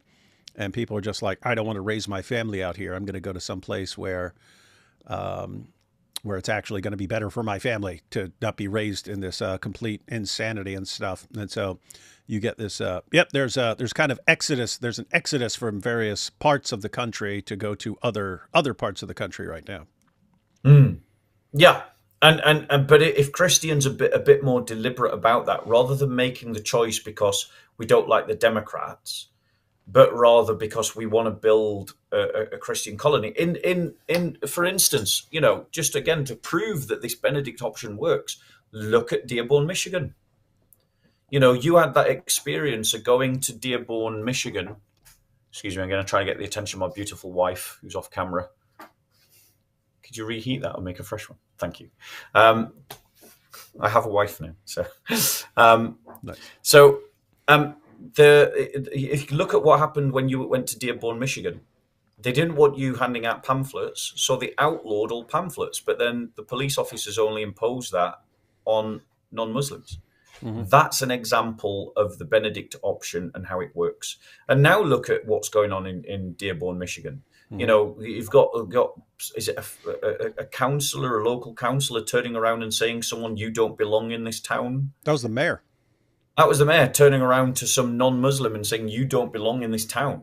Mm-hmm. Like I'm sorry. And by the way, I don't know the guy who was complaining. The guy was complaining because he said, "Hey, we're naming a street after a guy who openly supported terrorists. We should not be doing that." I don't know that guy, but I know people who know that guy, and they're saying that guy's like extremely nice and loving. He's the guy who's like, "Hey guys, we shouldn't be hating Muslims or being afraid of them. We should love them and be preaching the gospel to them." So he's like very, very nice, but he's just like, hey, wait a minute, why? I live in this city. Why are we naming a street after a guy who openly supported terrorism? And then it's, "You don't belong here." And the mayor even said, "I will have a parade." That it's like they're regarding this guy as completely evil, and apparently he's like the super nice, loving guy there. Yeah, and so my point is, the American Constitution and liberal secular humanism can't stop Islamization. But if the Benedict option helps in Islamization, it will help in Christianization. And a proof of that is, look at the Amish. You know, they're taking over Pennsylvania. And they're not doing it by anything other than having buggy races and lots of children. You know, and so the Benedict option works. It just works. And the church is going to, one way or another, adopt the Benedict option. It will either do it because it will listen to people like me and Rob Dreher, who are trying to say, hey guys, sociologically, this is the trump card. Let's use it while we've still got the numbers and the resources to have an impact with it. Or it will use it as a survival technique, like the Christians in Egypt and Syria are using it as a survival technique. So make your choice, Christians, because one way or another, you are adopting the Benedict option. But do you want to do it as a survival option, or do you want to do it as a springboard to getting the church back on the front foot? You know? Okay, so that's that one. The next issue that we've, as Christians, that we've got to adopt in terms of reversing Islamization is, we've just got to learn to have children again. That's a huge one. I've even seen it. It's weird, but Elon Musk now for the past 2 years have been pushing that one really hard, and it's like he's not. He's not a Christian or anything. He just understands like this is world changing. The people who are having kids, guess what? They own the future. Mm-hmm. And the Muslims have known this now have been onto this for a good couple of decades. They clicked onto this decades ago. And again, because we have these boomer leaders who are sightless, visionless, imaginativeless, kind of uncharismatic, ineffective in everything that they do.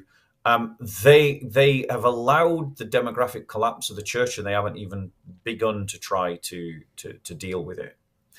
The church, I gave this stat last time. The average age of a Christian is 51 in this country. How did it get to that? We're the most we are the pro-life, pro-marriage community.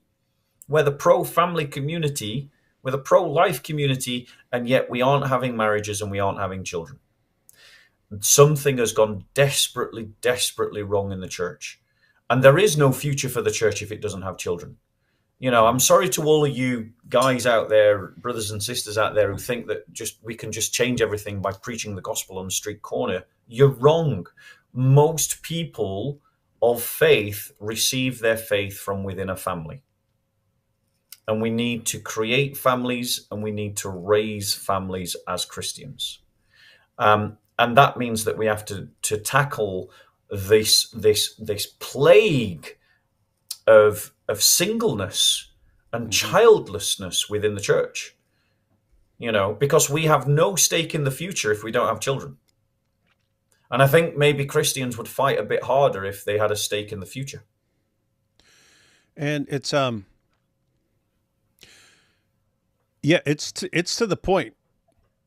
I mean, it's like it may be like the most important battle there is, just like having kids, and like whatever ideas are causing Christians not to have kids and so on need to be attacked relentlessly. I mean, I often think about this in terms of there are certain ideologies that spread, which the more people take them seriously, the more they will ultimately destroy themselves. Right. So if you take something like feminism, there are good aspects of feminism and so on. But if at the end of the day, it's undermining, if it's leading to less marriage and less children, it's like your idea is not even going to survive. If you have an idea that reduces those things, that reduces forming families, having children, you're reducing your population, and your government is going to bring in other people who don't support your ideas, and eventually they outnumber you, and your ideas go bye bye. And so Yeah. you have all these ideas and movements and so on that are ultimately destroying themselves. The more people take you seriously, the more you're going to the more rapidly you're going to just go off into obscurity and be subjugated by something else that does not share your views. It's like you can. It's almost like if you have that idea, you should want to not be taken seriously, because if you're taken seriously, you actually you change the entire country. And Yeah. but yeah, we have something similar in the church, in that people have absorbed ideas that ultimately lead to less emphasis on forming families, less emphasis on having kids, and this reduces the birth rates. And guess what? If you don't have enough people entering the workforce, the government is going to make sure you have enough people entering the workforce. They're just going to get them from like the Middle East or something. Yeah.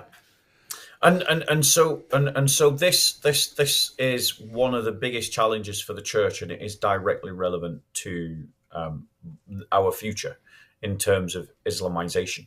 But it has a corollary. I'm going to always struggle with this word. An auxiliary point connected to it, which is about youth retention.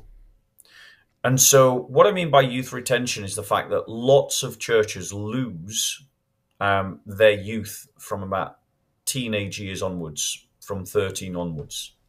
And then some people come back in their late 20s or 30s, but nowhere near like the numbers born into the church.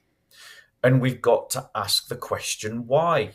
Why are we losing so many of our youth?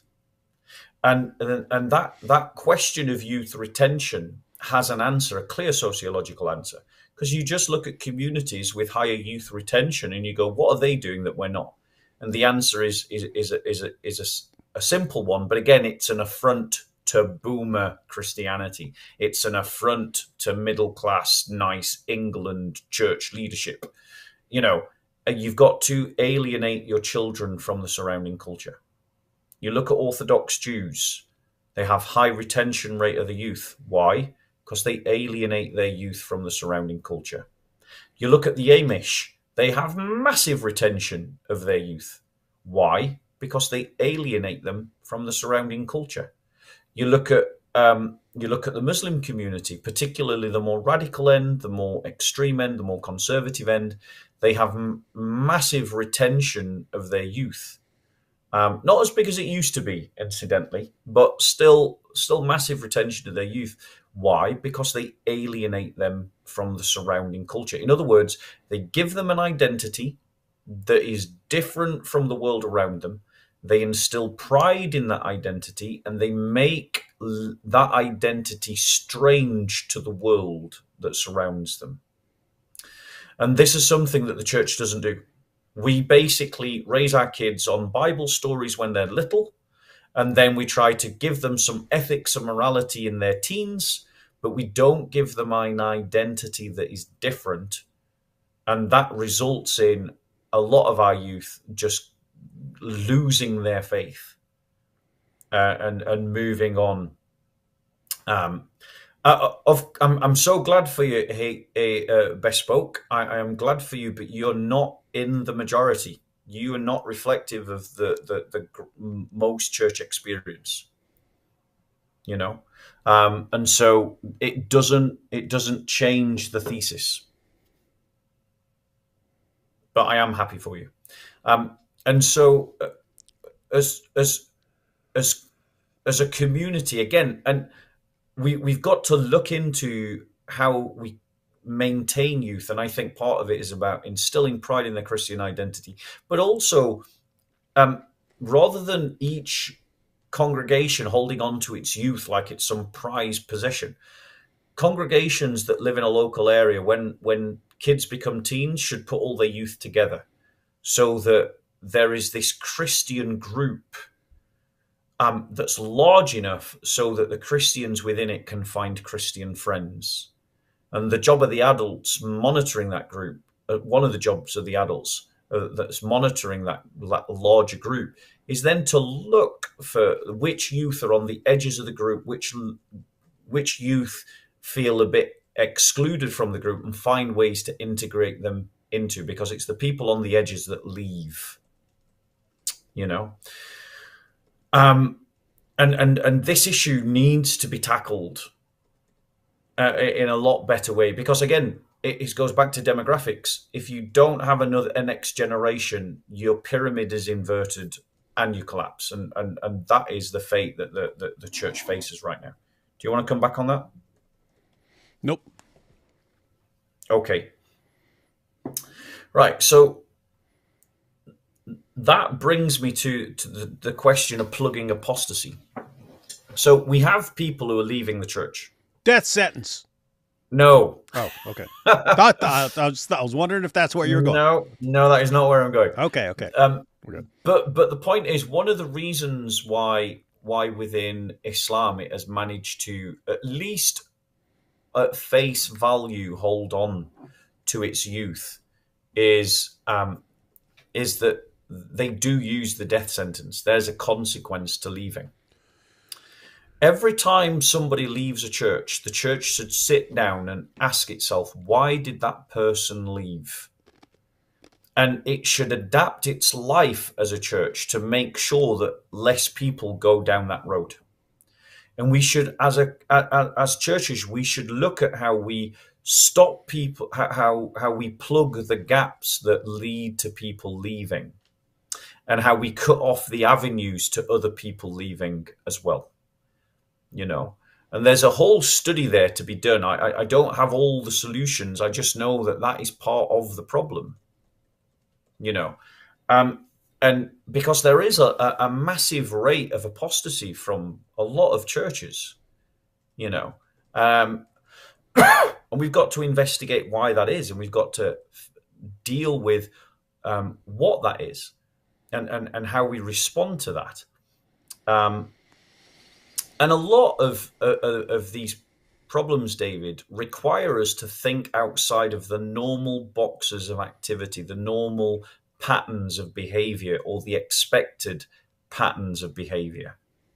You know, as Christians, if we're not willing to be imaginative and to behave differently and to act differently, obviously in accordance with our faith, you know, then we're just going to keep repeating the same mistakes. And this goes into youth, it goes into apostasy, it goes into the demographic collapse, it even goes into Islamization. Why do you think, when the church has been on retreat year after year after year after year, that just repeating what the church has been doing all of those years is somehow going to come out with a different result? Isn't that the very definition of madness? That's what they say the definition of insanity is. Yeah. So why is the church doing it? Like, clearly the way that we are discipling youth is failing. So why do we keep repeating this failed model? Clearly the way that we're doing things is not creating families. So why are we just repeating this failed model? And so this is the kind of point that I'm trying to make to the churches. We need to think outside of the boxes given to us by the boomers, given to us by the comfortable middle classes, because those boxes work for them, or did work for them, but they've not worked for anyone else since them. And the church is struggling because of it, you know. And when you point out things like that, like we have to get away from thinking in this way, it's always in my mind like, oh, you're going to get away from thinking like that one way or another, right? Like, you can either kind of do it deliberately, or society's going to be so screwed up that you'll be forced to do it. Yeah. Mm-hmm. Churches that don't adapt die, you know, and there's plenty of examples of churches that didn't adapt and died. You know, church in Japan virtually died. Church in China, the Nestorian church in China, virtually died, refused to adapt. You know, the church in the Thomist Christians in India never advanced because they refused to adapt. They didn't try to do anything different. and so they got stuck, where they started and never really advanced into the interior of India. Um, you know, the church in Algeria and North Africa died because it didn't adapt to its struggles. It also died because it was schismatically divided. But that's a deeper look into history, and we've touched on the need for Christian unity. And so it is absolutely necessary for Christians that, without changing anything of what we believe, and without changing any of our values, that we find new ways of expressing them and living them out, given the challenges that we face and given the challenge of what Islamization is. Here's the problem I see with any sort of solution, right?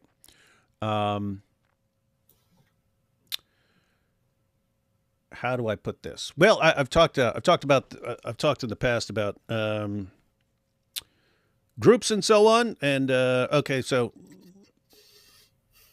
let's call this friend mind and fight mind. So lots of people for lots of their lives, especially before the rise of social media and especially in places like America and so on, they spend most of their lives in what I'll just call friend mind. Meaning everything's calm, things are going well, you wake up, you have breakfast with your family, you go to school or your job, you get along with people, you listen to the radio on the way home, you watch some TV, you have dinner, you go to sleep, and so on. There's not a lot of hostility during your day. There's not a lot of aggression and hostility. And when people aren't fighting, when their minds are basically calm, they operate in one way.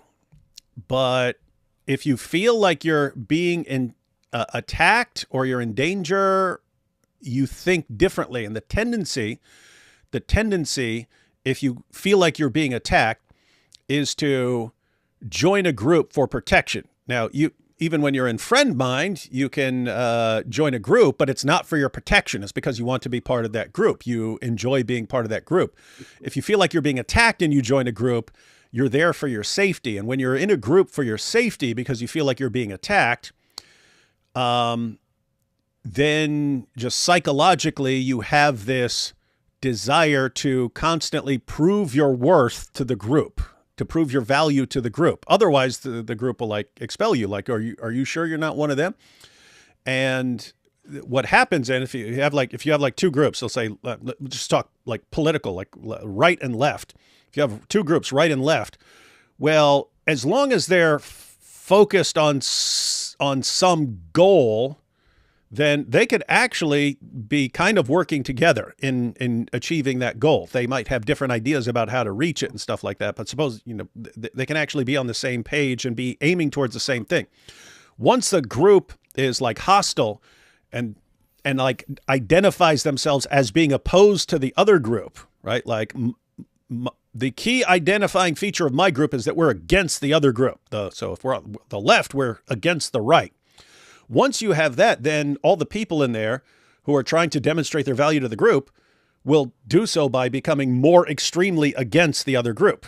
And so what you'll have is you'll actually have people like climbing over each other to be more and more extreme against the other group, to demonstrate themselves as the most valuable parts of that group. And what happens is then you just end up with massive polarization and so on.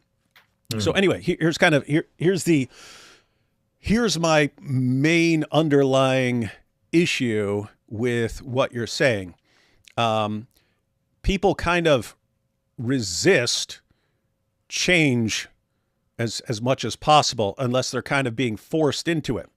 And for what you're saying to work, it's people basically have to be like jolted out of their slumber and realize we got some serious problems here and we need to deal with these problems. And the good part, it's actually not a good part, but the good part as far as what you're saying is everyone feels like they're being attacked right now. And lots of people are seeing the problems and seeing where bad ideas of the past are leading to horrible consequences right now, and they can tell the trajectory. Things are going to be way worse in the future.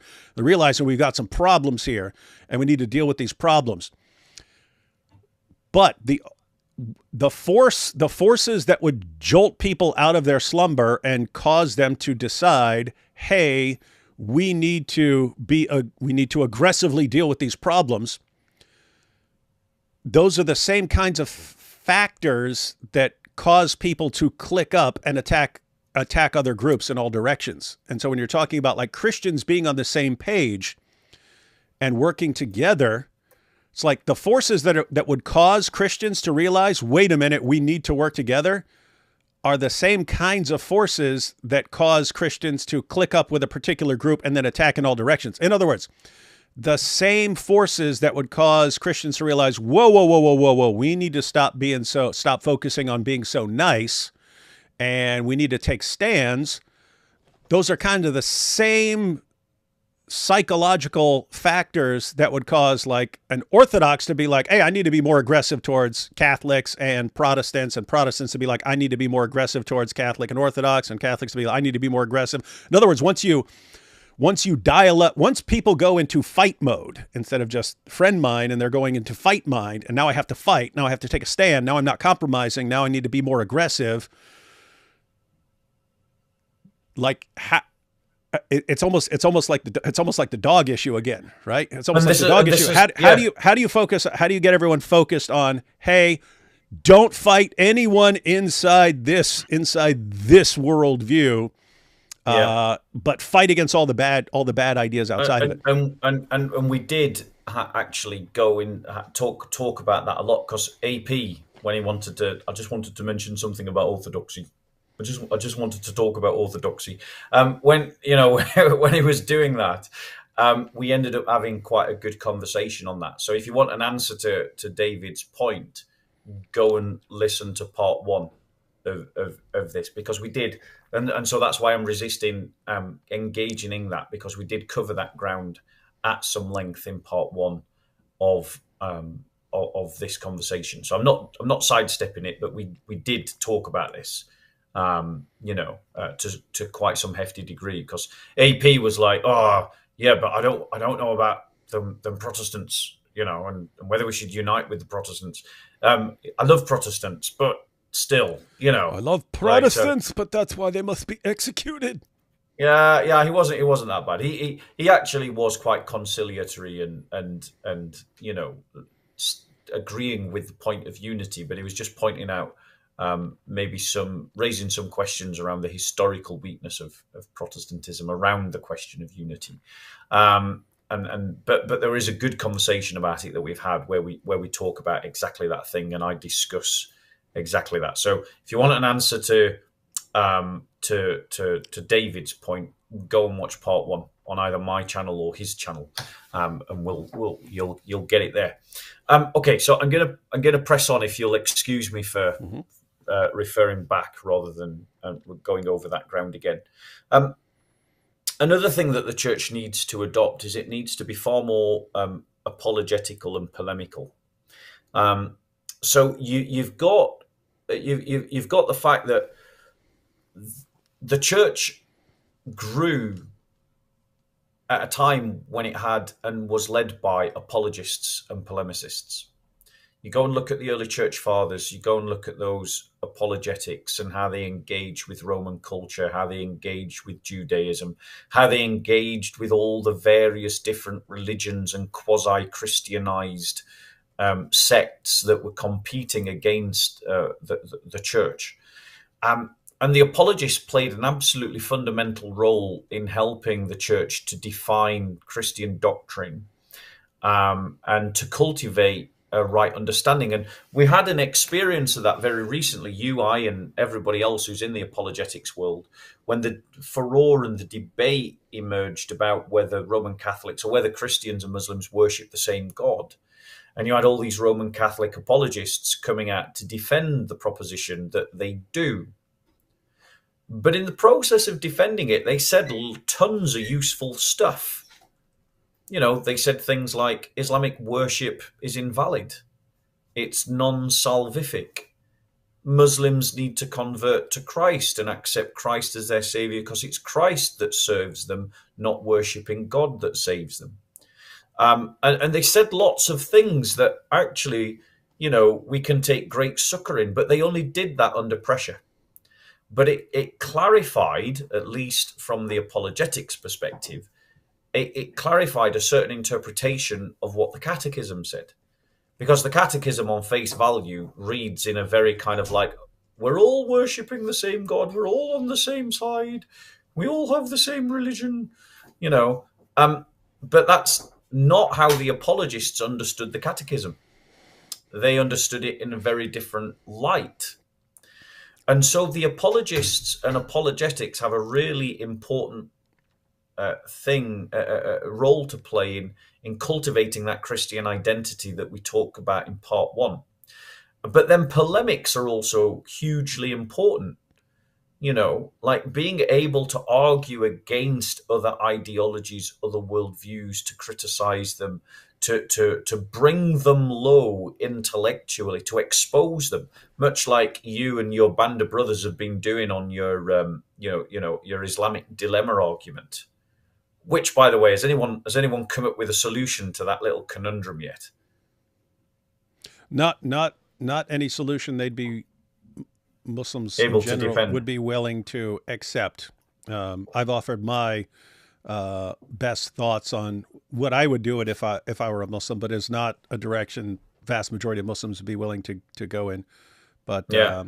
yeah, it is. I've been saying this recently, but I mean, going back to Muhammad Hijab's poll from several years ago, where he asked Muslims when they doubt Islam, what's causing the doubts, and the number one by far response was moral problems with Muhammad.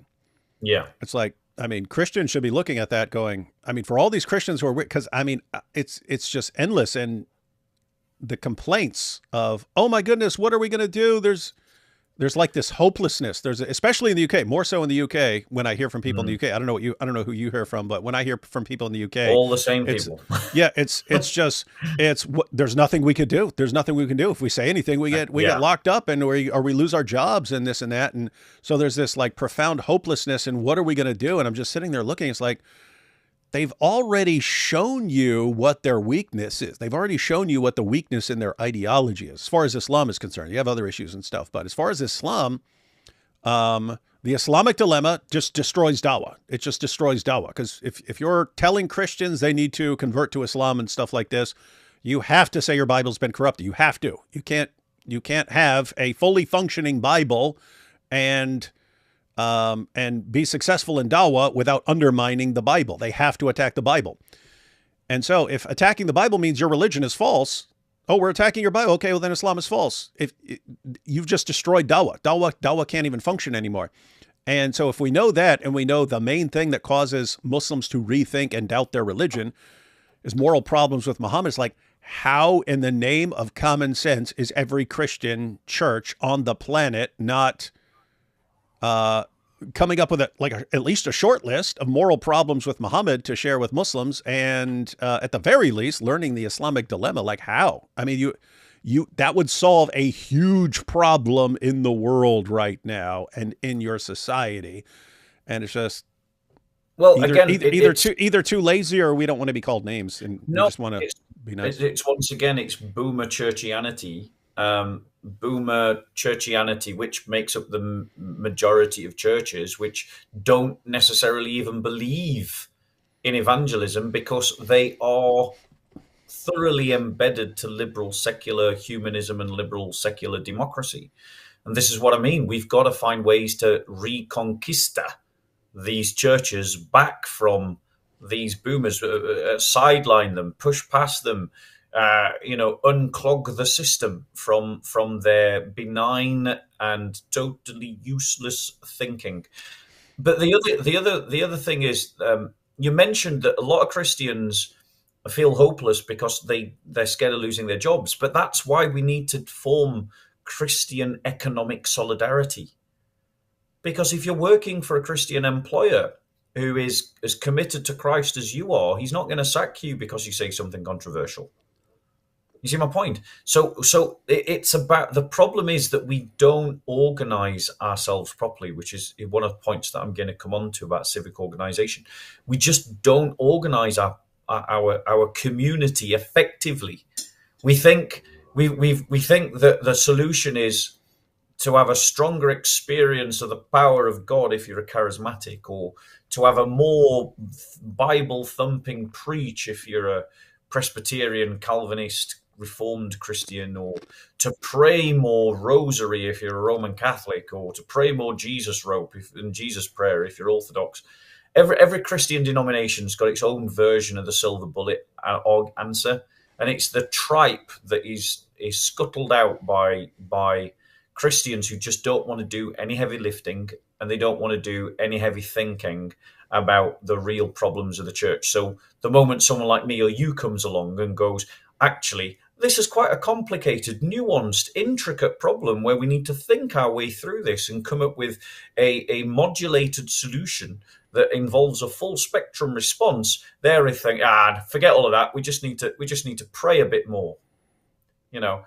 And it's because these boomers, they just don't want to think it out, and they've passed on that kind of spirituality to people that have been formed by them, and they don't want to think through complicated issues, and so they come up with some coswallop bang nonsense that has theological overtones that then prevent the church from doing any deeper thinking about these difficult issues.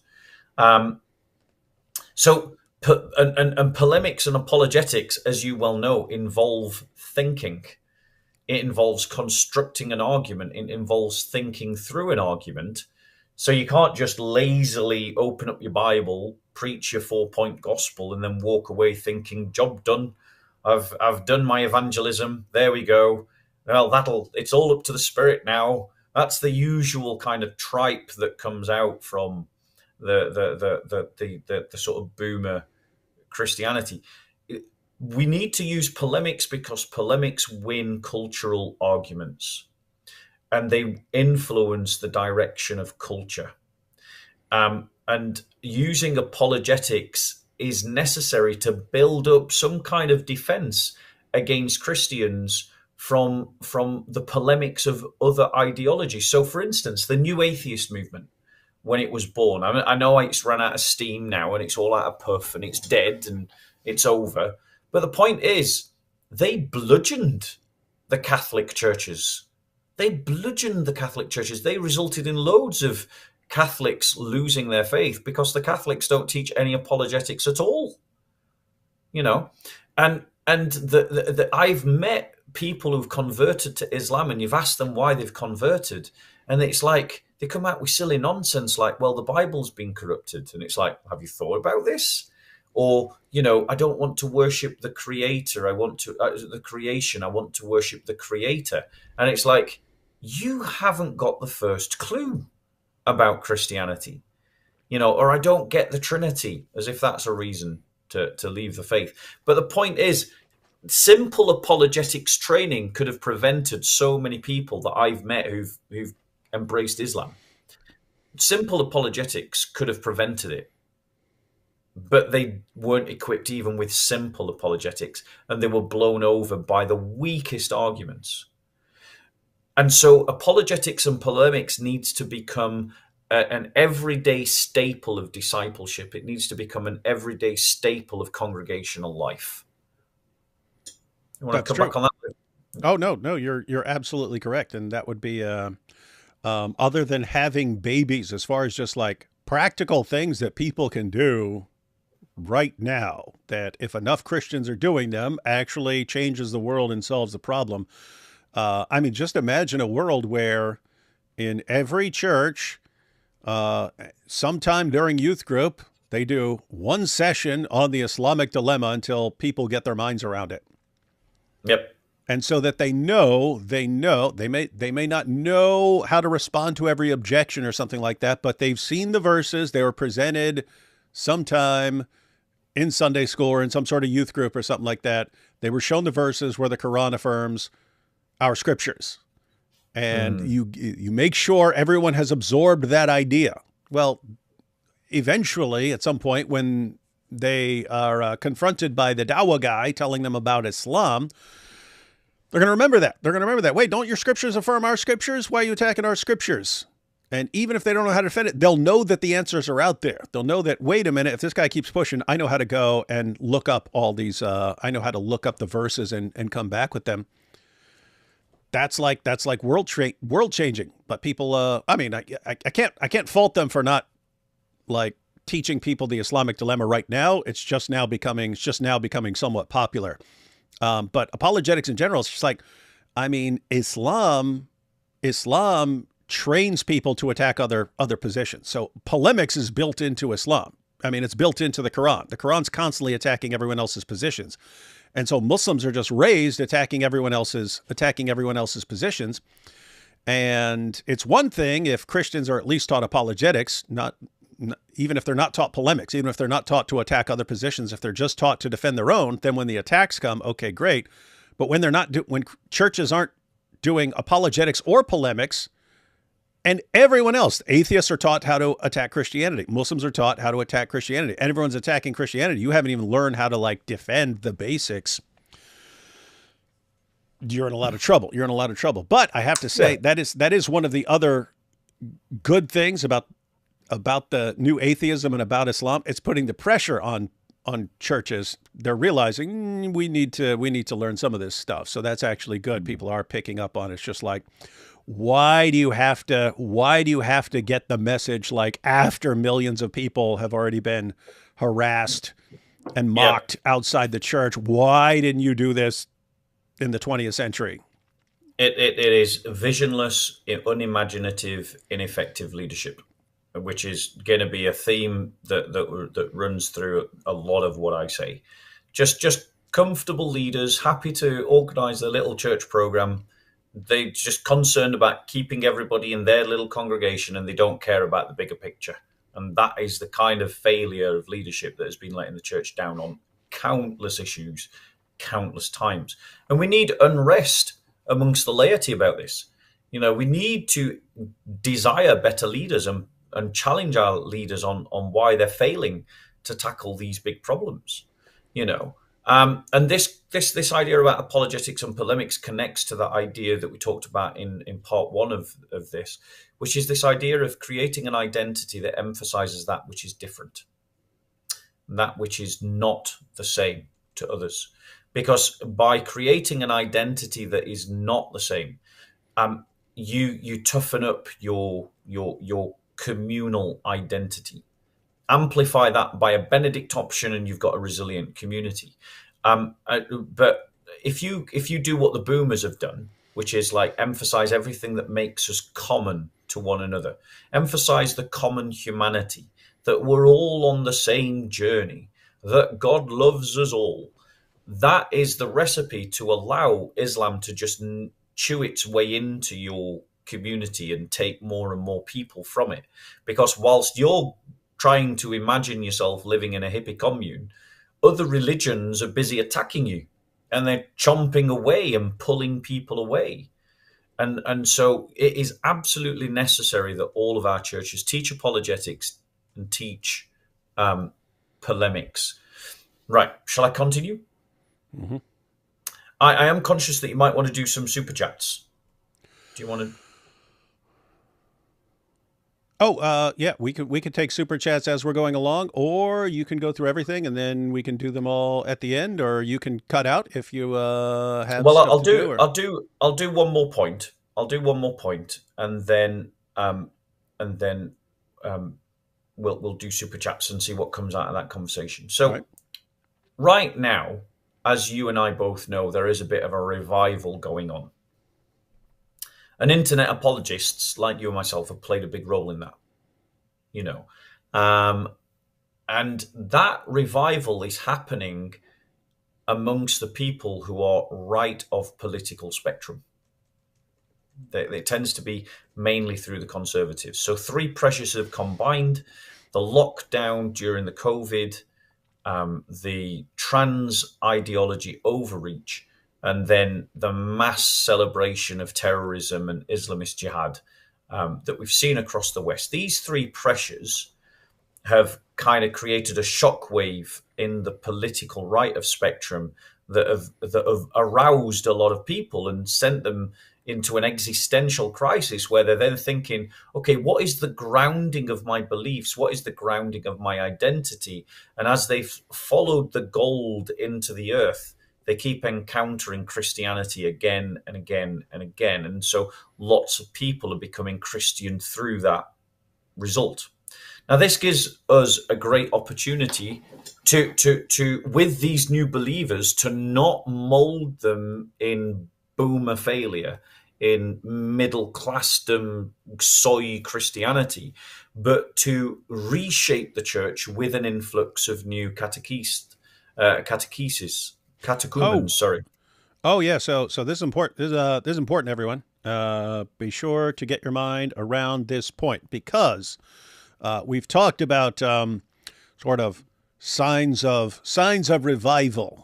In that, in the U.S., the number of people who identify as Christians was steadily declining for many years, and then all of a sudden, over the past about 4 years, 4 or 5 years, the number's been going up. So we look at that and then we say, good. And then the study I mentioned earlier, where in the UK, the youngest generation is actually the least atheistic and the most open to hearing you present your message about why Christianity is true. They're the most open of any generation, the young generation, and so on. So we're looking at all that. And then, I mean, I hear from people constantly saying their church attendance is going up. I saw it circulating on X the other day about how Bible sales are up 50% from a few years ago. And so there are all these signs that all this awesome stuff is happening. And it looks like a revival is forming. And what Bob is pointing out here is you've got an influx of new people coming into the church. What are you going to do with them? What are you going to teach them? Are you going to teach them the same stuff from 30 years ago? Or are you going to do something? Or are you going to do something else? Better. Or are you going to teach them a kind of discipleship that makes them relevant combatants for the cause of the church today, in the context of today? The battle that the church faces is not the Reformation of 500 years ago. The battle that the church faces is not the 1960s arguments, and it certainly isn't arguments between Democrats and Republicans or between conservatives and Labour. The battle that the church faces is, are we going to step into the void created by liberal progressive politics? And are we going to do it robustly enough that we can rebuff Islam that is also stepping into that void? Are we going to do it robustly enough that we can push back the sort of the clearing effect, the liquidizing effect of progressive politics? And can we do it from an authentically Christian place? And I refer people back to part one to understand what I mean by that. So there's this opportunity because you've got this generation of people who are coming into the church that have no prior connection to the church. So they have no expectations of what the church should be. They're open to whatever we provide for them, for those of us that are more established Christians. And so we should use this new generation to let them also point out to us things that, because we're so ingrained in the church, we might not see it as ineffective. But let them look at, as they come into the church, ask them with fresh eyes, how do you find the church? What do you think is good? What do you think is bad? What do you think works? What do you think doesn't work? But then also, because they're coming in with a clean slate, catechize them in such a way that they understand themselves to be the kind of Christian that the church needs right now. That more robust, strong, outward-facing Christian that's going to make his presence felt culturally, make his presence felt economically, have a family, have a big family, make sure his children are raised up in the faith, that is driven towards the idea of the full Christianization of the whole of society, and he's working because he's moved in amongst lots of other Christians, he finds it easy to work with those Christians to achieve that end. You know, and a lot of these conservatives, they're bringing into the church something that the church lost during the boomer years, which is masculinity. And the church, I beg, do not squash the masculinity of these young men coming into the church. Do not be intimidated by it. Do not effeminize it. Do not sort of try to drive it solely in the direction of devotion and piety and prayer, but energize it, allow it to be what it is, but use it as a sword for the cause of the church, and let it express itself politically, economically, socially, and culturally. Let men be men. Men want to be on a side. They like competition with others. So let us be in competition with those that aren't Christians, with the aim of winning. Let men rise to the occasion of defending the church, and instill in them, this code of chivalry that we touched upon in part one. And let's let them create a different kind of church culture that has some masculinity in it, not to the oppression or repression or exclusion of femininity, but at least on equal terms with the femininity that already permeates the church hugely. And that's not to deride it or knock it. Femininity is as much a part of the church as masculinity, but right now masculinity is unwanted in a lot of churches, because they just don't know what to do with it. And where their response is, oh, just pray more, just fast more, fast and pray, study your Bible. They may go out and say evangelize, but these things are themselves not full expressions of masculinity. Men want to build, so let them build a civilization. Give them the vision of building a Christian one. So if you get a young generation coming in, masculine, aggressive, it shouldn't be, hey, you guys are masculine and aggressive and stuff like that, so we need to focus on calming you guys down and getting you to get along with everyone. It should be, hey guys, it's good that you're young and masculine and aggressive, because the world needs people like you, because there are bad things out there. So let's make sure you are focused on defending things that need to be defended and attacking things that need to be attacked. I've often thought that about building things that need to be built. Yeah, I've often thought that like it would be more effective. Like you got, so in way back in school, you got like bullies, right? People bully other kids. I've often thought, like, if you were to train the bully correctly and train him into being a protector, instead of, because there you're not just, hey, stop being what you are and stop having this urge to impose your will on other people or something like that. It's like, hey, do you know there are bad students out there, bad kids out there who like to oppress others. So you're the sort of person who can stand up for those little kids who can't defend themselves against stronger kids. So why don't you gear yourself towards, you could actually train people into, putting these things to better use. But I guess it goes back to the dog situation again. Don't make men less masculine.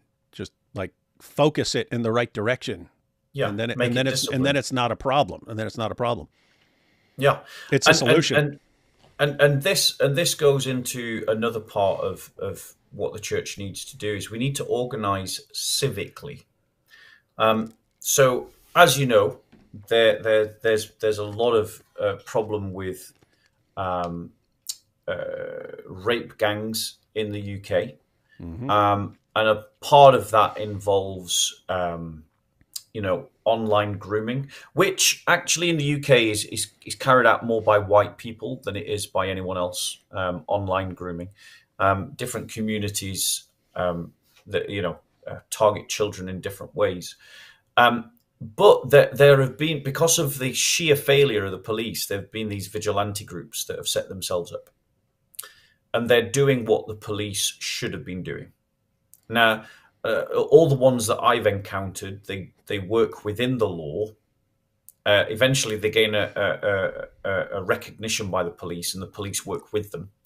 So hang on, hang on. Are those Yeah, the sorts of the videos that I always see where they're like confronting a guy and they're pointing the camera at him and saying, yep, "Hey, you that's were the one. yeah, you were communicating with this girl who's 13 and you said this and this and this and that to her." Yeah, Okay. yeah. So those kind of vigilante groups are an expression of civic organization to plug a gap. Now, the reality is, as Britain is becoming a failing state, it's not a failed state, but it is a failing state, as what has happened in Birmingham has just demonstrated.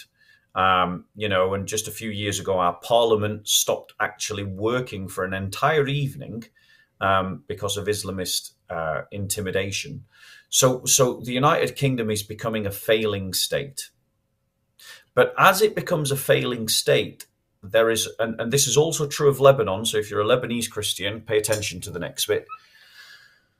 As it becomes a failing state, it gives the opportunity for the church to organize society by organizing itself civically to do what the state isn't doing. And to prism that through caring for its own community. And so in areas where the state is both failing and in areas where the state functions, Christians need to organize civically to plug the gap. So an example of that would be, we've got a national health service in the UK. It's long since past time that the Christians inside the NHS, who are disproportionately represented within the NHS because of the nature of our faith being about love and care for people, organise their own trade union, because the socialist communist ones won't defend the rights of Christian nurses and other women not to be confronted with men changing in their changing rooms, displaying their full genitalia. But we need to, or we'll sack a black nurse who's being racially abused because she refers to a man as a man, even though the man says he's a woman. We need a Christian trade union. We need Christians to organize to civically do what the church is failing to do, what the state is failing to do, but also to defend Christians and to advance the cause of the church within the state. So, for example, within the Home Office of the UK, we know that there is a Muslim network, and that may have having a negative impact, or at least an Islamic impact, upon the policies and the procedures and the ambitions of the Home Office. We've had people, Muslim politicians like Humza Yousaf, celebrating the fact that there's now more Muslims in our parliament, and we've had the creation of a Muslim Impact Forum that is seeking to bring Muslim intellectuals, Muslim charities, Muslim politicians, Muslim civil servants, a whole range of different Muslim specialists together to organize solutions along Islamic lines in our society. Well, that's what the church should be doing. And so we need to organize civically to pull, drag, kicking and screaming, or influence, nudge, and cajole society to move in a Christian direction. All of this hinges on the idea of a Christian vision for society. So I refer to people to part one of our dialogue. But it's through civic organization that we will have better impact. And that, again, will be amplified if it is combined with a Benedict option. In fact, everything that I have said will be amplified, both in part one and this one, will be amplified through the Benedict option. That is the one move. If you take nothing else from anything I've said, take that away, the Benedict option. But through civic organization, we can begin to address society. And if the church ends up becoming the answer to society's problems, then lots of the normies, lots of the undecided, lots of the sheeple will start to follow the church and come into the orbit of the church, because the church is providing the solution to the problems. But we can't provide the solution to the problems if we just keep doing things that the church has always done and just keep maintaining the same patterns of behavior that have done nothing for the church in the last 50 years, except see it die. You know, does that make sense to that point? Do you get what I'm trying to say there? Oh, I really like the idea of, and it's already been happening as far as people viewing Christianity, people viewing the church as a solution, or at least part of the solution to what's going wrong with the world. And I've seen lots of atheists over the past several years warming up to that idea. I've seen, if you go back 15 years, it was just Christianity, get out the way. We'll show you how to do it. We atheists will build our scientific utopia and so on. And okay, we've had plenty of years of that. How's it going? Oh, the entire world seems to be collapsing, even though millions of people became atheists during the height of the new atheism. How did that work out for anyone? How did that improve the world in any way? But atheists seem to have absorbed that idea, and that lots of atheists who were very hostile 10 years ago aren't hostile anymore. And I just see an ever increasing number of atheists who are like rooting for the church. Like, hey, I don't believe in what you guys are saying, but I really hope you're successful, and I really hope Yeah. you can deal with Islam and stuff. They've caught on. They've caught on to the fact that they can't deal with these kinds of things. And that's I've seen, it was the art conference last year. I was watching. I think was it Oz Guinness? I was thinking of who was Yeah. speaking, but he was warning against sort of the resurgence of Christianity as being just something like practical. Like, you can't just view it as something helpful. You have to view it as true. But I was thinking, no, it is pretty different if people view it as helpful. And I'm saying that because if you just go back 10 years, it was just standard among lots of atheists, and I know because I talked to them, to view Christianity as just like bad. And I've mentioned this before, but this was after a debate. I had a debate at Columbia University on the moral argument. And afterwards, I was just hanging out with atheists. It was like 7 or 8 Asian atheists. And they kept asking me about different arguments for the existence of God. And so I'm going through different arguments and stuff. And I said at some point, I said, so what do you think of that? And one of the atheists said, to be honest, I don't even care if it's true. I care that it's bad. And that was like shocking to me. It's like, because I've been saying for years, like, I don't believe in Islam. I think Islam is bad. If it were true, I would want to know it. I would want to know that it's true. That would be something that I would want to know if Islam were true. So it was like completely foreign to my thinking that, wait, I don't care if something is true. I only care that it's bad.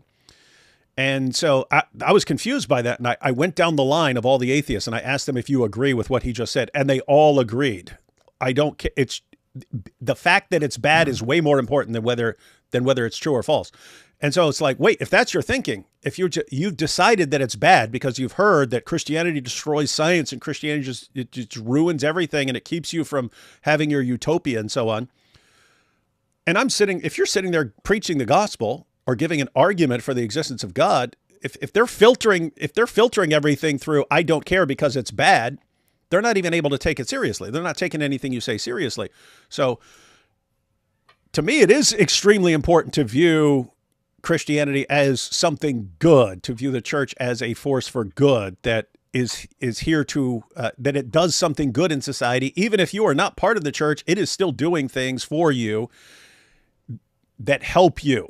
And you need to be aware of that. It seems like an important framework for even being able to take the gospel, hear the gospel and take it seriously.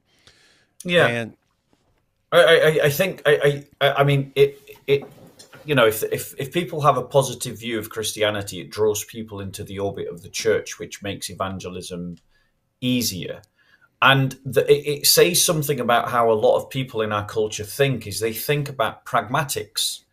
Their life is, they have a very dim view of metaphysics, and they don't have a particularly strong understanding of metaphysics. They think in terms of, well, what works and what doesn't work. And that's one of the big selling pitches of Islam, if as me and you have heard, is that they present Islam as the solution. It's the Muslim Brotherhood answer. Whatever the problem is, the answer is more Islam. Because they understand that people think pragmatically, they don't think metaphysically. So when the church goes out there and it's like, oh, we're going to preach about sin and hell and judgment, and for the vast majority of people, you might as well just be talking baby language, gobbledygook, and making inaudible, incoherent sounds. Because for the full understanding of these metaphysics, very few people get it. And so one of the key ways to evangelize, and I find that this works for me, is working from the principle of discipleship, and almost taking a pastoral, but without the softness, line of engaging with the topics that people are thinking about and saying, okay, how does Christian values and doctrine work out as a solution to whatever this problem is, X? What are the Christian answers that are possible to problem X? And if I can give a really convincing answer, I usually win the right amongst the people that I'm speaking to, that they then start taking Jesus Christ more seriously. And the point that Os Guinness was making in his talk, because I can't remember, I remember Os Guinness's talk, but I can't remember whether it was because I was there or because I watched it on YouTube, because I definitely did watch it on YouTube. But I was also at the ARC conference listening to talks. I think it was because I watched it on YouTube. The point that Os Guinness was making was that a society needs to organize its laws and institutions based upon moral values. But moral values themselves are not self-sustainable. Moral values require a metaphysical basis. And so if you only treat Christianity as a series of moral values, it will collapse. It will do nothing for you. And in fact, that is exactly the issue, that liberal Christianity tries to do, and that liberalism tries to do, is it tries to take the moral values of Christianity whilst discarding the metaphysics that upholds it. And that's why it's all collapsing around us right now, because the metaphysical basis has been so forgotten that now the values can't be sustained. And Os Guinness was trying to point out that you've got to believe in the metaphysics to sustain the moral values, and then you can organize your laws and your institutions around your moral values. Yeah, I agree. And I understood like the point he was making. It's just, hey, if you just say, okay, Christianity is useful to our society, so let's kind of be in favor of Christianity helping in society. Well, if people aren't at the end of the day really taking it seriously as true, it's just not going to last. It's going to fizzle out. It's going to fizzle out over time. And so you have to be taking it. You have to be taking it as true. Yeah, it was just when he said it, it sounded like, because I'm just thinking of all the atheists who were like, yeah, all right, guys, we're rooting for you now. We've seen what we're up against. We can't deal with it, so we're rooting for you now. I'm just thinking, it is actually important. It is actually important. People taking it as something good. Yeah. We should cultivate this. We should cultivate this. I mean, I just wish Christians would be more pragmatic in their thinking about evangelism and less dogmatic about it. And we'd probably have better evangelism going off, Anyway, between this talk and part one, I think that there's pretty much a lot there for people to chew on. In terms of the shape that the church needs to take to push back against Islamization and reverse Islamization. There's probably things that I've forgotten, but there's plenty of stuff that I talk about on my own channel, where you'll pick up things that I might have forgotten on this one. Do you want to do super chats or take Sure. questions from people or? Yeah, sure. Yeah, most of the super chats are usually questions and so on. So yeah, we'll take some of Okay. these. Anytime you need to cut out or something like that, just let me know. No problem. And Maybe 20 minutes for you yeah, to that's get fine. through super chats. Yeah, that's good. And I went ahead and added. So guys, in the description, I have links to Bob's YouTube channel, Bob's X page, and part one of this discussion. So And I just want to say, lots of people think that my channel is Soko Films. That is not my channel. I'm not supported through Soko Films or through Revelations 22. The only channel that belongs to me is Bob of Speaker's Corner. So all right, so we got the link to that in the description, everyone. Someone in chat said D Wood is retarded. I replied, I myself am clinically retarded and taking medication and am clear that Islam is evil, even to my mind. So, so we can say yes. Brilliant rebuke. Yeah. So I It's have the way it's been framed. Yeah, so I have antisocial personality disorder. Eunuch Petsu is clinically retarded, and yet, in spite of all our mental health issues or cognitive issues, we can all recognize that Islam is bad. Yeah. So, what's your excuse, those of you who have no mental problems or no cognitive issues? You already mentioned this earlier, but he says, "Have you seen Maccabi fans banned from football?" Yes, it's worth just sitting on it for a second. The very fact that the elements of the Muslim community have managed to create a scenario in which Jews who are peacefully coming from Israel cannot enter the city is, when they're not doing anything wrong and they're doing it all legally, is a sign of just how bad things are in the UK. Pretty bad. And it's not just that. We've had a a charity park run organised by a mosque in a public space in which women were prohibited from participating, even though it was meant to be a family community event. But that is because it's in a public space, it means that it broke the laws around gender discrimination, and the state has not done anything about that. Last year, we had our entire parliament malfunction for one evening. Just for a few hours, it stopped working according to its own constitutions because of intimidation from the Muslim community. There is massive problems that are now being spotted and highlighted. It's not just the rape gangs, it's other things as well, like the takeover of the prison system, where the liberal secular humanist state run by comfortable middle class people, many of whom are progressive, simply cannot see or want to tackle or are able to think on how to tackle the problems that we're facing, and this is what it's resulted in. I suspect within 5 years we might even see an anti-Semitic pogrom in the UK at the rate that we're going. Would not be surprising, I have to say. And that's sad. Very. When discussing the Injil, have you ever discussed the Great Commission from Mark 15? I am not familiar with a Great Commission in Mark 15. That's about Jesus' trial and crucifixion. So what are you talking about? Do you mean Mark 16? I think he's. I mean, unless it's in the long ending of Mark, the long ending of Mark, which might be taken out of some passages of Mark, but obviously you've got the Great Commission in Matthew 28. Unless he's making a mistake there. I mean, I've not got my Bible to hand, but So pain of reality. We would think you might be referring to the longer ending of Mark, but we don't actually know what you're talking about. Or Matthew 28. Or Matthew 28. Maybe he's given the wrrong reference. So there's definitely a Great Commission in Matthew 28. Yeah.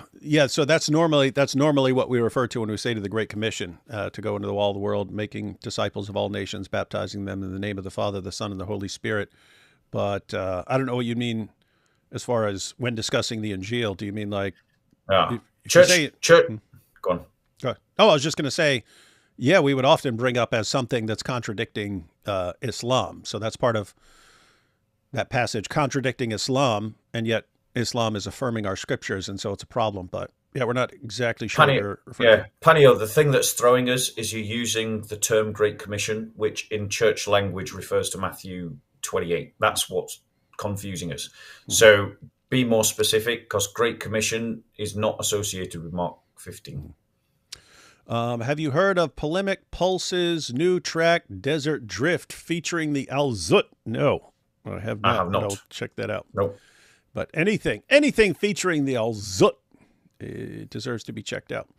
And Muhammad would agree. Me thinks of something embarrassing I said last week. Remembers David says not to regret anything. Me tries harder not to regret. Regret intensifies.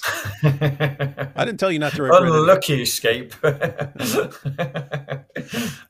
Resort to violence is automatic admission of defeat. Not sure when this was. This might have been early. Might have been when we were talking about Charlie Kirk and stuff being shot. As in, oh, okay, here's a follow-up. As in, what exactly was Jesus supposedly telling his disciples to go out and preach in Mark 15? We still do not know what you were talking about. You're going to have to give us the verse, bro. Yeah, that would be Matthew 28. That would be Matthew 28 when he says, "Go into all the world, make disciples of all nations," and so on. Unless you're talking about the longer ending of Mark, but that would be Mark 16. Flag Quran for hate speech until they stop flagging free speech. Can I just say, like, a lot of people come out with suggestions that aren't particularly well thought out. Christians, we need to understand the law. We need to understand how to use the law. We need to understand economy. We need to learn how to use economy, and we need to understand culture and learn how to use culture. Like, flagging the Quran for hate speech is a ridiculous suggestion. It will achieve nothing. What would be much better to do is identify mosques whose sermons are preaching hatred and flag individual speakers. You know, this kind of flag the Quran, it's bravado, but it's bravado of the worst kind. It doesn't help us. Be more strategic in your thinking. Be more nuanced in your thinking. Identify the preachers that are preaching hate and go after those preachers one by one. Or something easy to do, because you can't exactly flag the Quran, right? But there is something you could do that's in that ballpark. Namely, when anyone is talking about hate speech or when anyone is talking about Islamophobia, you should always be ready to pull up some Quran passages, right? When someone's like, oh, the Islamophobia, this guy said Islam is false. Okay, well, if you're saying that's a problem and that sort of thing needs to be banned, what do you do with fight those who do not believe in Allah? Yep. What do you do with Jews and Christians are the worst of creatures? Why aren't you complaining about this stuff right here? What's going on here? Yep. So that should be pretty standard. It's tackling the cognitive dissonance of the liberals. And one of the ways to do that is to go, I often do it this way. It's like, are you against slavery? Yeah, of course I'm against slavery. Are you against domestic violence to women? Yeah, of course I'm against domestic violence to women. Are you against child marriages? Yeah, I'm against child marriages. Are you against, and I get them to list all the things that they're against. And then I go, right, so you're with me then in being against Sharia law. And then you just watch their heads pop as they go, does not compute. Yep. And then you start helping them to square the circle. Yeah, that's a very important point, that vast majority of people agree with our reasons for opposing Islam. They've just been programmed to not criticize Islam or to think, not associate it with Islam. Yeah, they don't think that Islam is associated with slavery or child marriage or any of these things, and so they won't oppose it.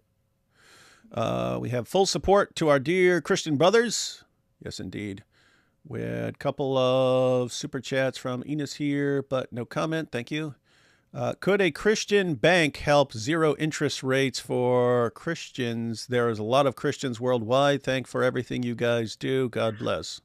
Actually, this is a brilliant idea, and it goes along with the idea of economic solidarity. So, for instance, a lot of the big churches own their own banks as a way of transferring money between their own groups. So, for instance, the Salvation Army has a bank, has an international bank.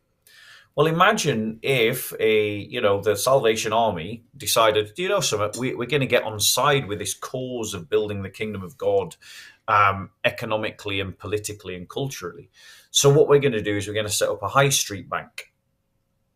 How many of you would want to put your money in a bank owned by the Salvation Army, knowing that that bank then could support Christian industries, could support Christian businesses, could support Christian startups, could safeguard Christian charities from being debanked, or Christian individuals from being debanked. So, and also it would also allow us a way to divest from banks that are creating Sharia compliant banking. So there's a lot of banks that are doing Sharia compliant banking. That if we had a Christian bank, we could then divest from the secular liberal banks and go, we're taking our money out of your bank because you are promulgating Sharia law. And then Christians obviously could have a debate ourselves amongst about interest and whether interest is appropriate or not for Christians. But a Christian bank is absolutely fundamental to what I'm talking about in terms of waging the economic war for Christendom.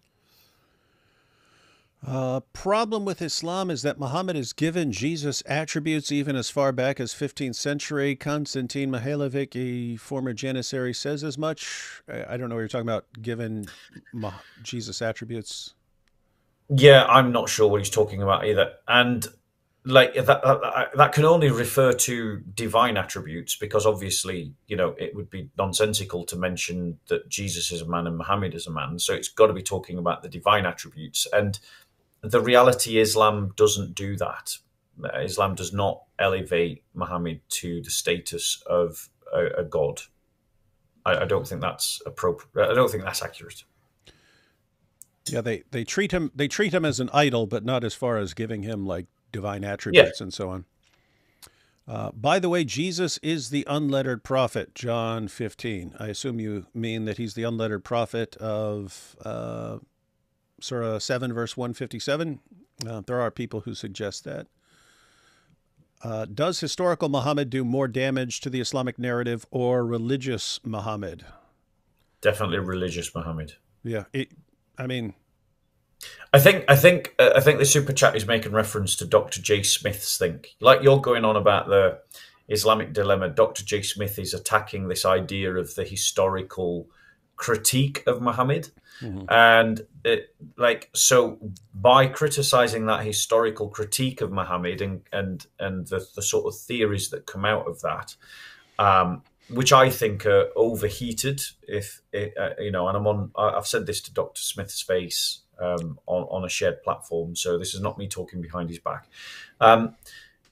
Versus the religious Muhammad of the Hadiths, the ones that me and you attack, the problematically moral Muhammad. And I would say that the one that is more devastating, that does more damage, is the Muhammad of the Hadiths.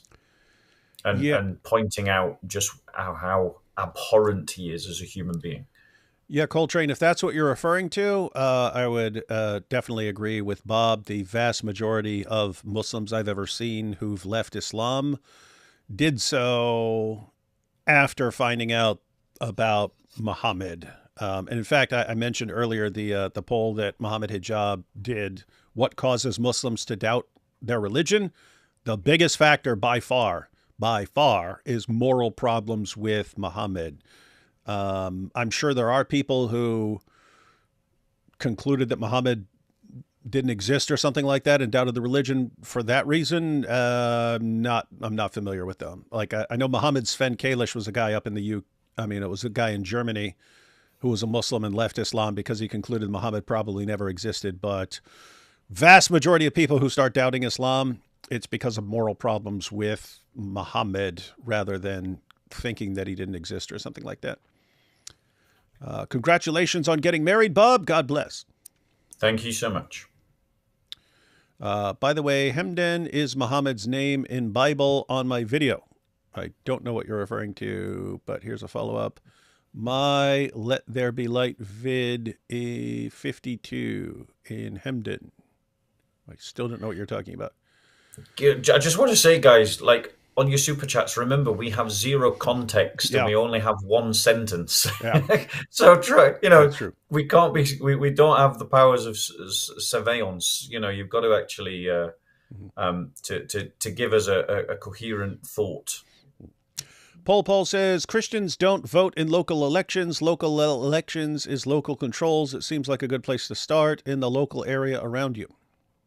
I think that is a really good, important thing that I would push back on Paul and say that Christians do vote in local elections. But the point is they vote for other people's politics. They vote for other people's agendas. And they don't vote for a Christian politique or for Christian politicians or for Christian agendas. And if they did, they still wouldn't win because they are too few in number. And that's why you need the Benedict option. Because with the Benedict option, you can have the numbers to vote in a Christian who's going to push a Christian agenda in politics. Bob has put into words about youth family church that I've been thinking through. Thank you, from a Christian family man and youth leader. I might do an entire show in it on my channel, like how do we retain youth?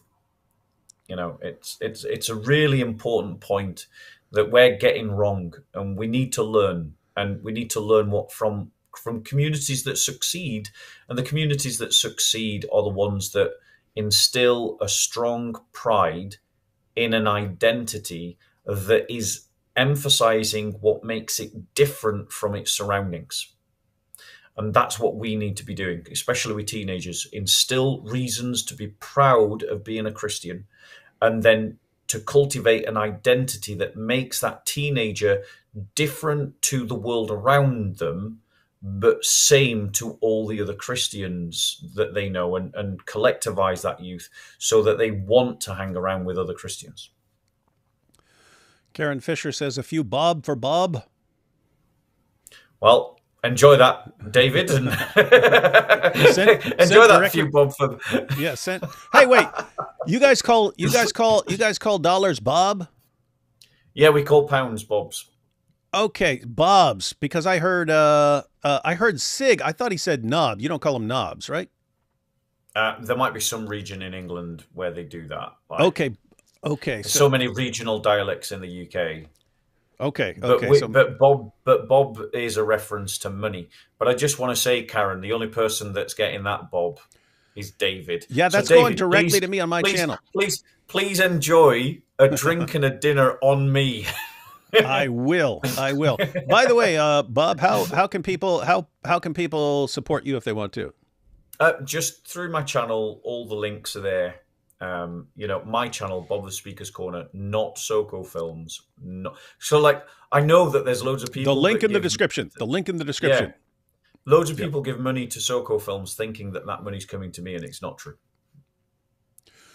All right. So you got the link to Bob's channel in the description, and he's got all the necessary links over there.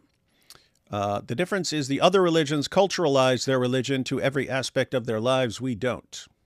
Well, what's stopping us from doing it? We should do it. And there are ways to do it.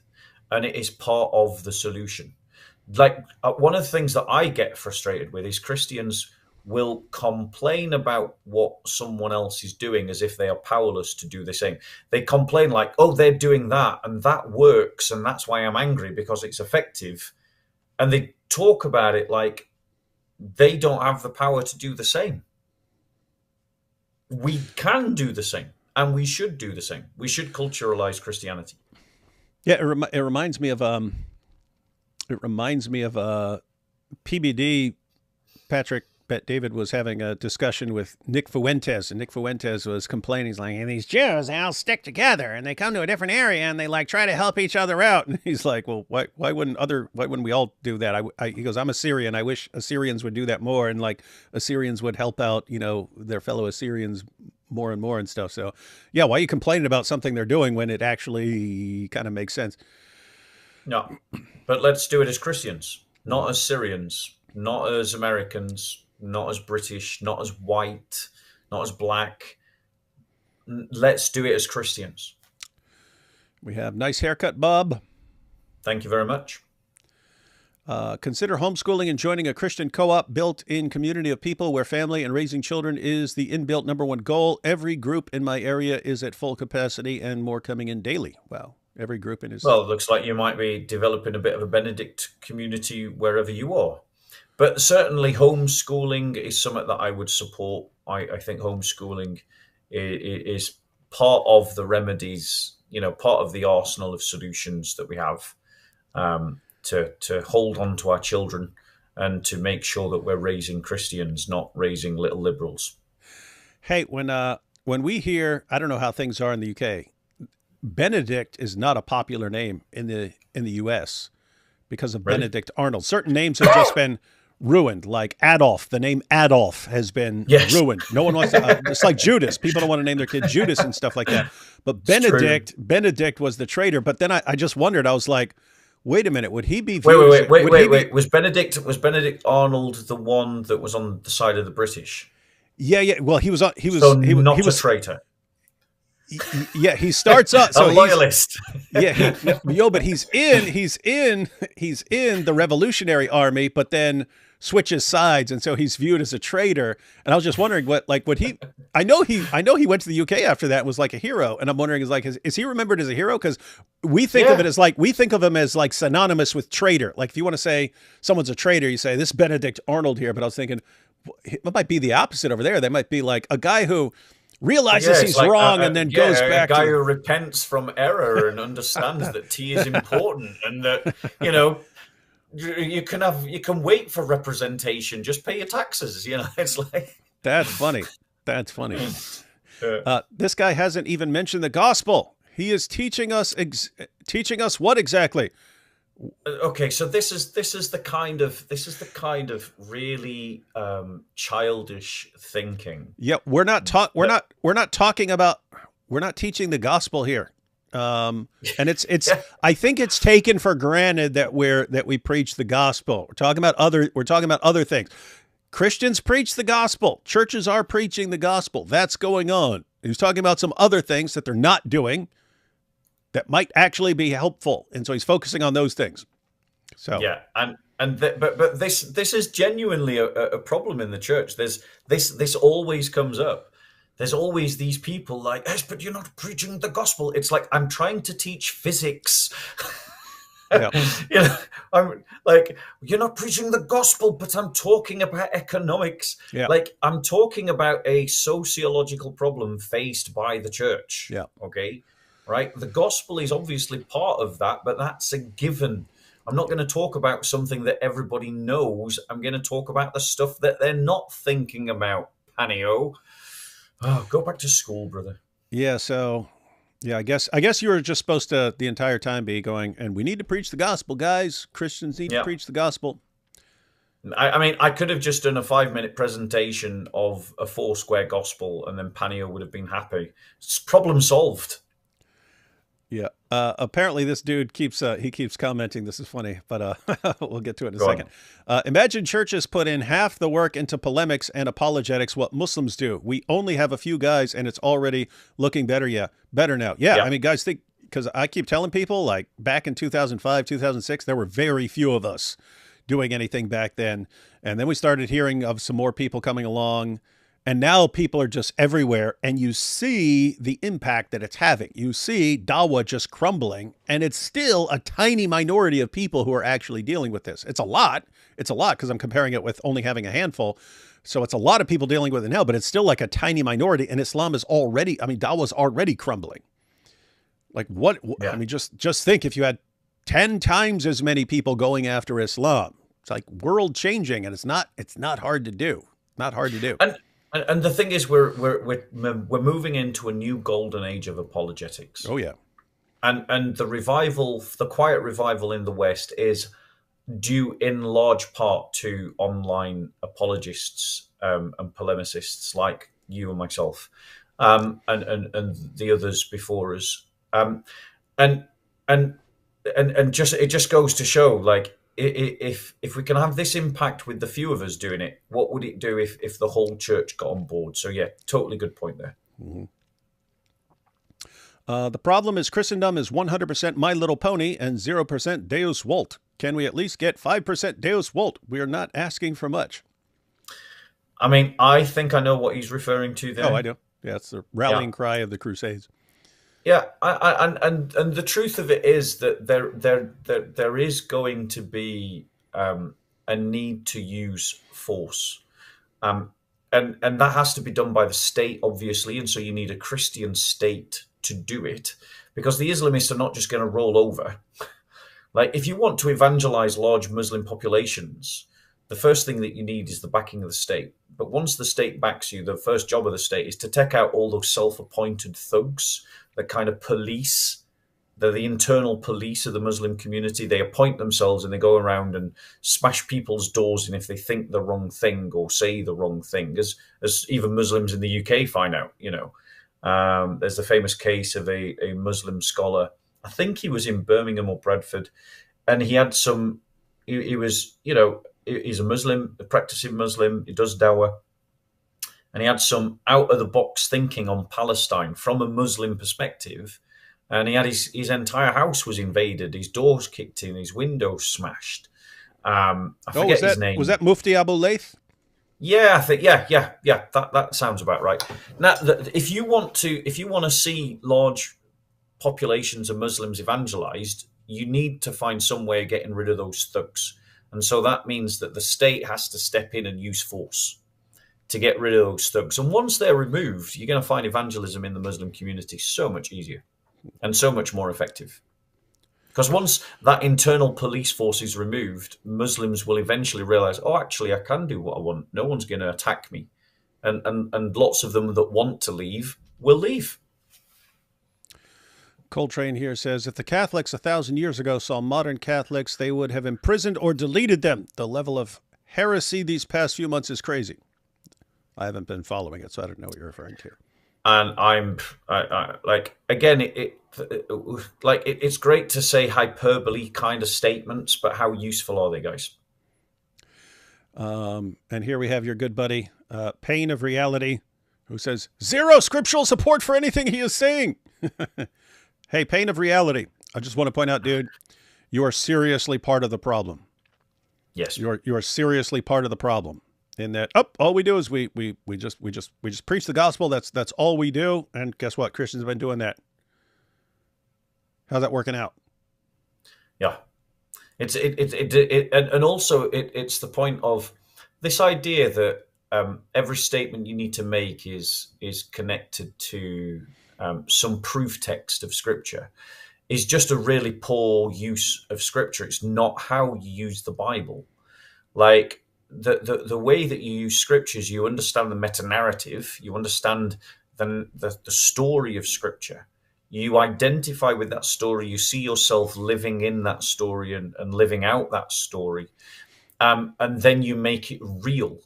And so if you want scriptural support, Paneo, go and see what the Scripture says about the kingdom of God, and you'll begin to see that actually there's and have a good understanding of what the Scripture says about the church and the relationship between the church and the kingdom of God.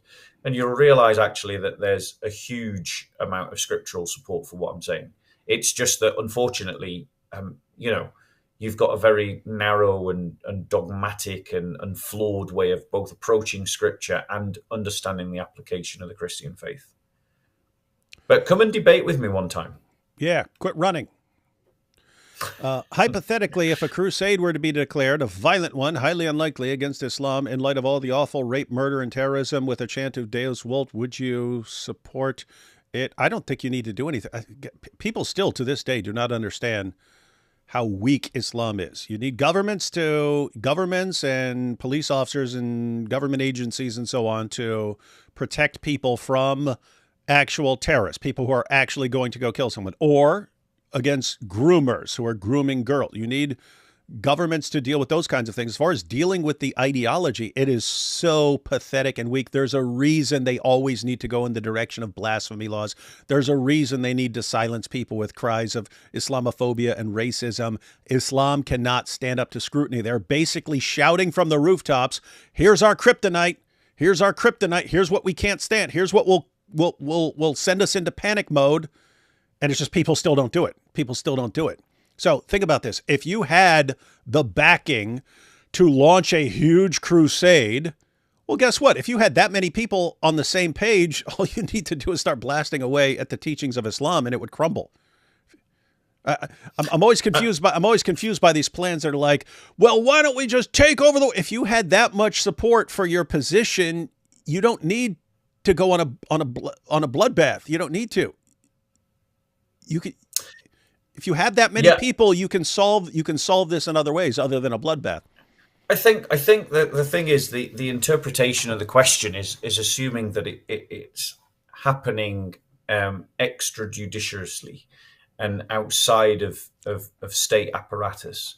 If there was a bunch of self-appointed vigilantes going around shouting Deus Vult, attacking mosques, and I'd condemn them. I'd even probably go and defend the mosque.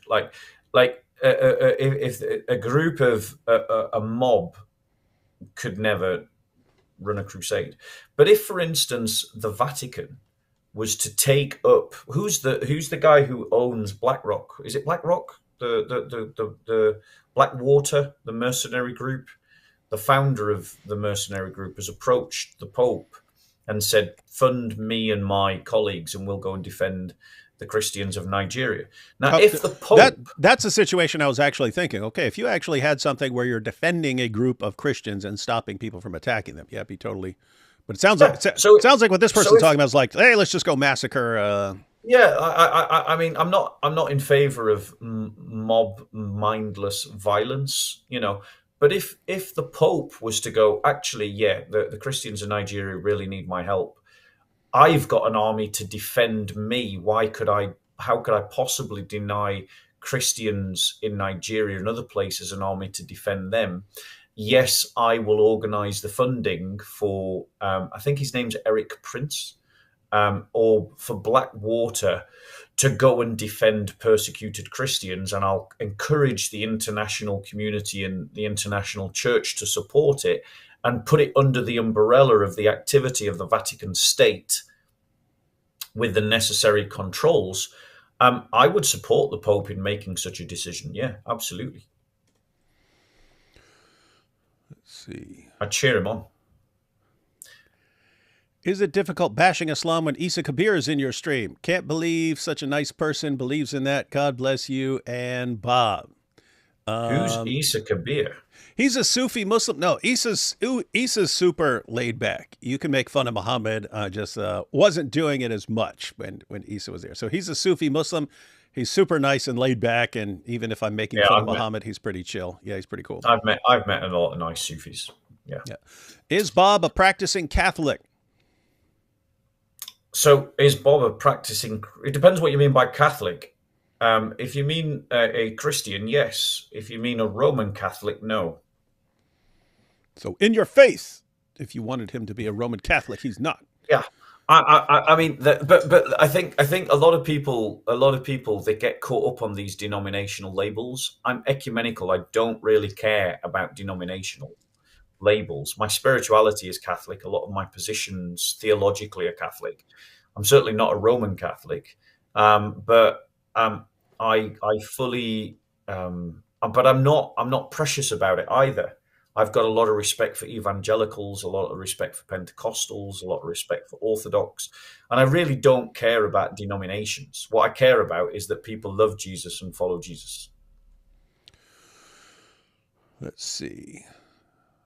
Please ask Bob to found and lead some sort of Christian group which requires membership in the UK. He is the leader us younger males are desperate for. You got it right there, Bob. Nope.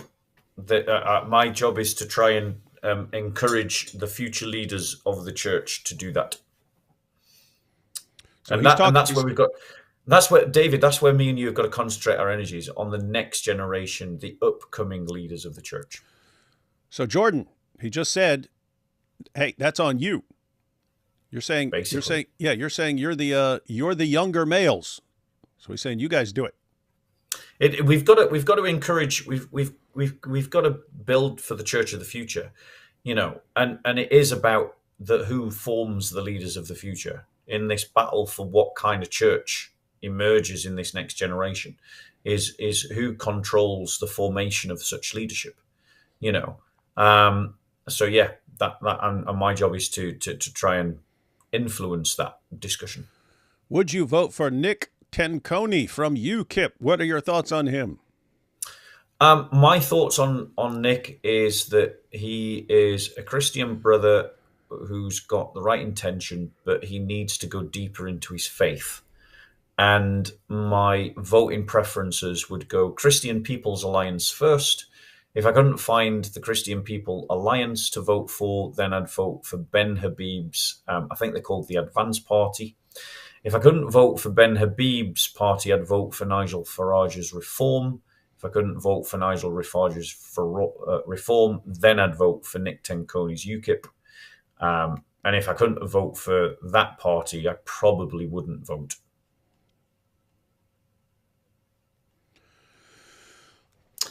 Yeah, he just needs to go deeper in his faith. He isn't as deep in his faith that he needs to be to carry forward the project that he wants to carry forward. Yeah, not deep in a zoot sense, everyone. Just be clear on that. Where do we see these ideas in the Bible? Seems to be mostly about living under unchristian authority. It's weird that people think. Yeah, it's because. Go on. Oh, Dave. no. I'm just saying you have. It's still weird to me, and it sounds like it's weird to you that you got people who are just like, "Hey, if the Bible does not say this, then it cannot play a role in Christianity or what Christians do." It's like, okay, the Bible doesn't say post super chats on YouTube, right? Yeah, Rebecca. Yeah. Where does it say post a super chat on the YouTube? Well, you're being unbiblical. What is this? And where is your biblical evidence for this unchristian authority? I want the Bible reference. No, the reality is, for those who might be thinking like Rebecca and is it Paleo, the other guy, is that just because I haven't quoted lots of Bible verses doesn't mean that my idea isn't rooted in Scripture. Like, if you want to sit down and talk about why, there's plenty of discussion about that on my channel. And also I hold regular Q&As, and I'm very happy to talk to people like that to show where these ideas are in Scripture. But ultimately, it doesn't need a proof text. It doesn't need a single verse. What it needs is an understanding of the meta-narrative of the story. So I'll quickly run through it, and a lot of it is covered in part one, so I'll do this really quick. The Bible describes us as people who are brought together in a nation of priests who offer up their souls and bodies in living sacrifice to the Lord their God to establish God's kingdom on earth so that God's will is done on earth as it is in heaven. Now, when you apply that narrative to your life, it has to impact your politics, your economics, your society, and your culture. You can't say Jesus is Lord, but then say he's not Lord of my politics, or that he's not Lord of my economics, or that he's not Lord of my cultural practices.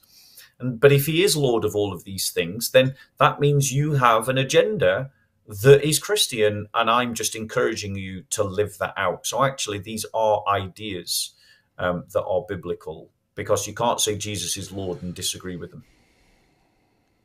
You might argue with me about how they're expressed, and that's a legitimate debate for us to have. But you certainly can't argue that you can't argue that Jesus is Lord, but he's not Lord of my politics. Bob needs to get, I think you got the name backwards, Raymond Ibrahim and David Betts on. I am going to have Raymond Ibrahim on. Me and him are going to do a special. We're going to do a special in the run-up to Hallowmas, celebrating the saints and martyrs that have fought and died, in the church's great struggle with Sharia law and Islam. Surah 9:128 attributes 2 divine names to Momo. No, you need to look at that. No, you need to be careful with that. I think it's calling him kind and merciful. That's not the same as like Allah is. Like, you can say someone is merciful, and that's not a divine name.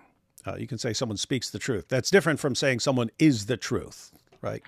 That would be reserved for Allah. You could say someone's truthful, but they Mhm. don't. You wouldn't say that they are the truth. Yep. Hey, Bob, did you mention the Christian economics app you and the other guy designed? Yep, I did. It's called the Christian Economy app. You can download it, though, to be fair, it is having some glitches at the moment because it only got released this month. But we're stitching those glitches up and it will be up and running properly. But yes, you can download it if you want to. Larry Fink, CEO of BlackRock. I think Uh, I meant. I think I meant the guy in charge of Blackwater, the okay, mercenary group. Blackwater. Okay. We should campaign for the Korean bacon guy for prime minister. That guy's pretty funny. Yeah, again, not really a serious suggestion, but I suppose he gave you £5. So And here we have from Mosh. Unrelated, what's your football team, Bob? We'll close out with I this hate one. football. I mean, I'm not a football fan. I'm totally in favour of women's sports, and I think women should play them.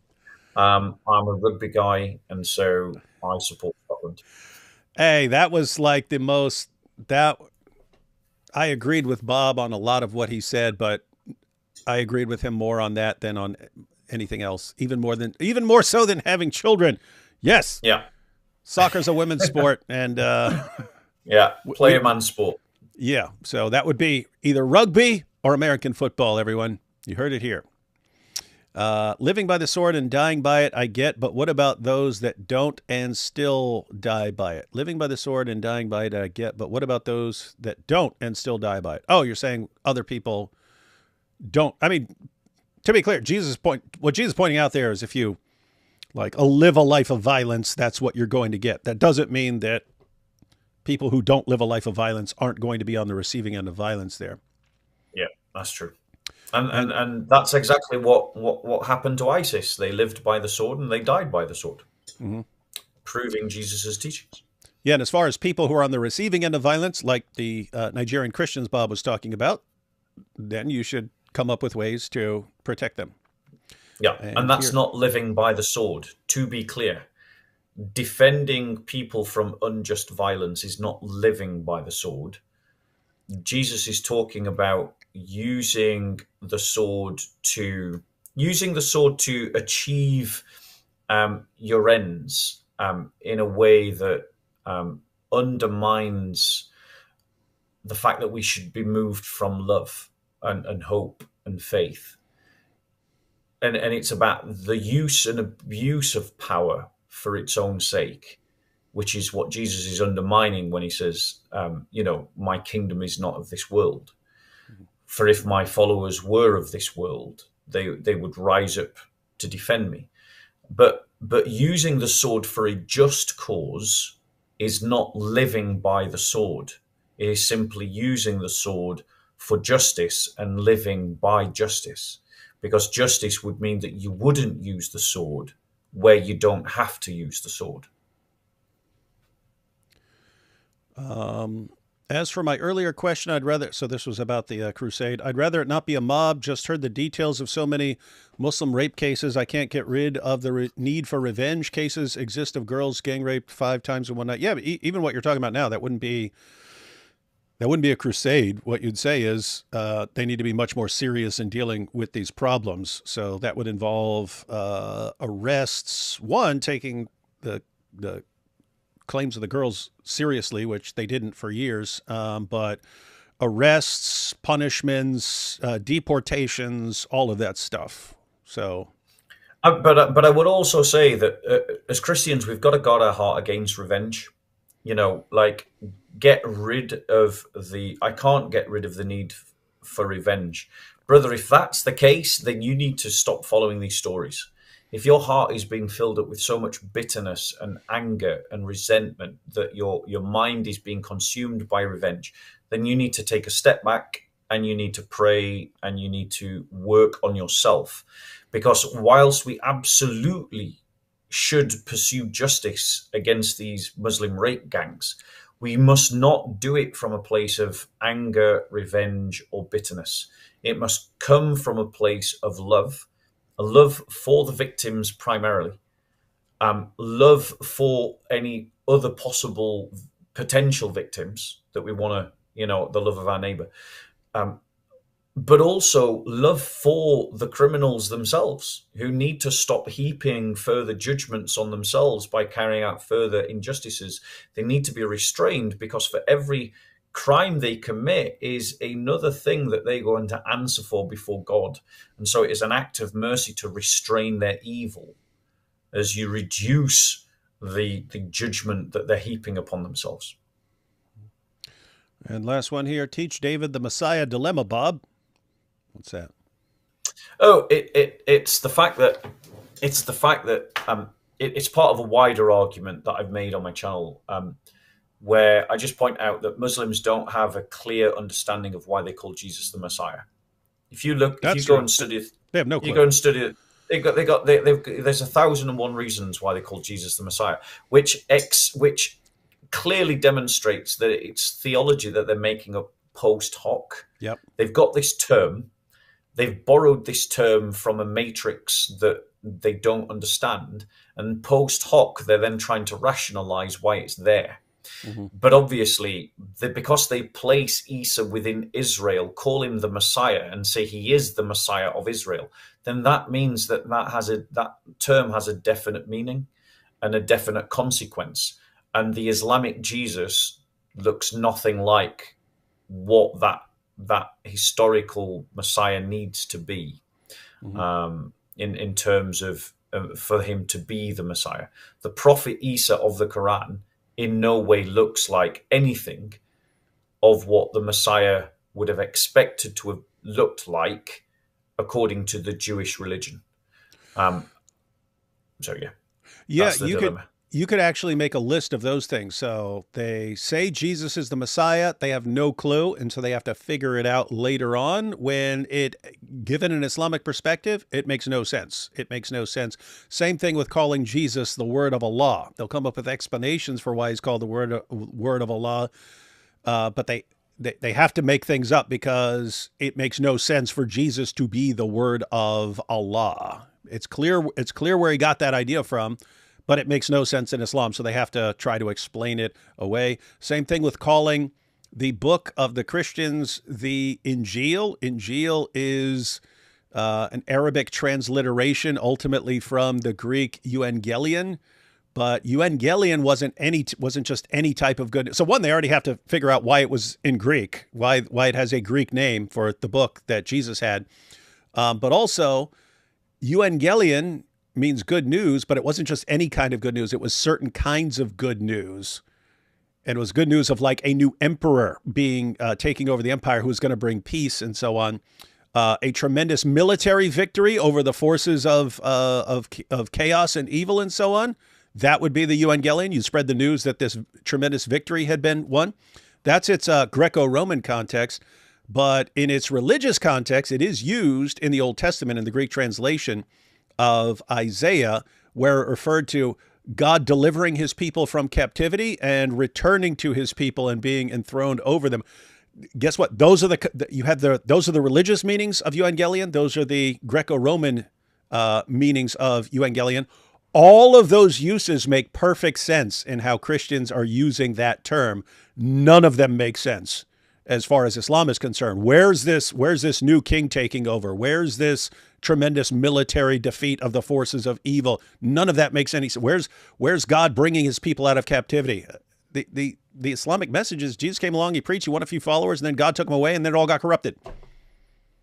Yeah, and it gets worse than that. It gets worse than that. If you look at the Islamic Jesus of the Quran, there's no reason for the Jews to kill him. Mm-hmm. He does nothing to deserve death. So why would they try to believe in God, everybody? Believe in God. Oh, we have to kill him. Yeah. Really? Believe in God and obey the Torah. Yeah. Shame on you. We must kill him.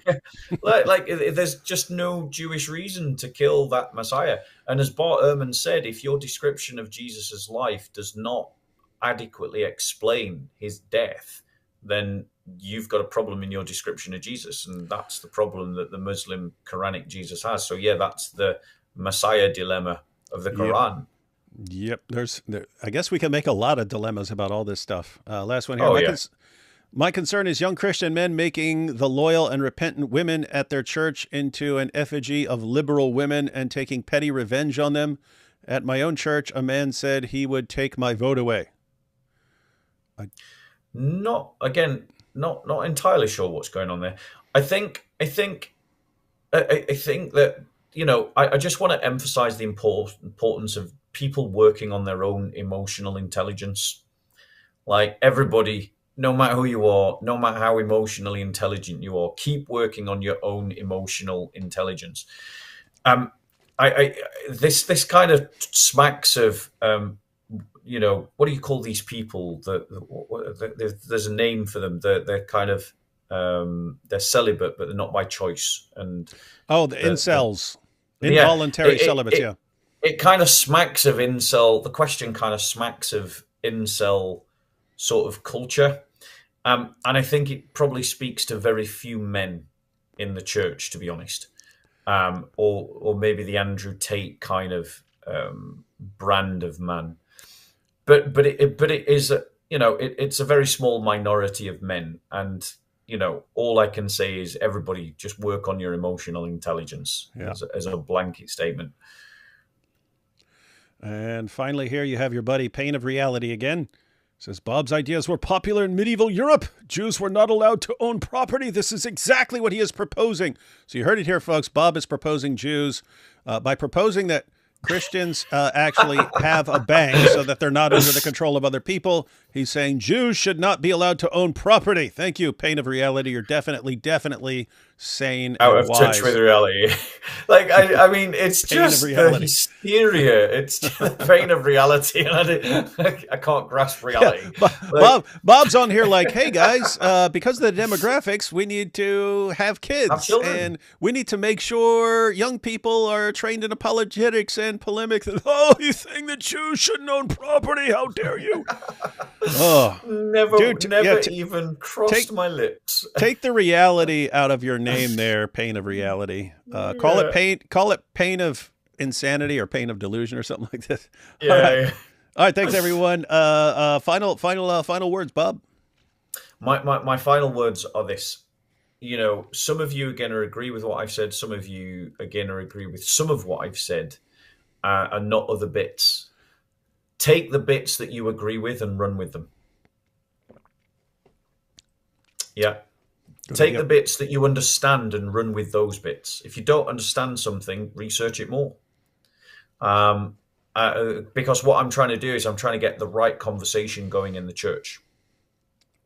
So take what you understand, run with it. Take what you don't understand, research it, and try to implement and embody as much of it as you can, and encourage others to do the same. Yeah, and as far as taking bits, meaning Christians are a body. Yes. Not every task falls on every person, and whatever you can do, it helps, right? Like even if you just take learning apologetics, learning polemics, having a kid, those are all parts. Those are all parts of things that people can do. If it just means that you don't buy any more halal meat, again, take what you can and run with it. Amen. All right, everyone. So you've got links to all of Bob's channels and so on, so you can follow him there. And again, we have a link to part 1 of our discussion, which was a couple months ago. But if you want to check that out, you can. Apart from that, I will be live in 90 minutes with Robert Spencer as we talk about Zohran Mamdani, so Pain of Reality. You're going to love that discussion. Come over. Just one more passing blow to Pain of Reality, who said that nothing of what I said was scriptural. Does he think that when I said to people that we shouldn't act from a place of revenge, but that we should act from a place of love, hope, and faith? That that's not scriptural. How dare Honestly, you? Some people. Anyway, it was a pleasure being with you, David, as always, and hopefully AP can join us again for some future chit chat. Turks. Yeah. Right. We love them. Thanks for watching, especially everyone. Hatun Tash. Oh yeah, Good night. Yeah, 2 good Turks. Catch y'all later.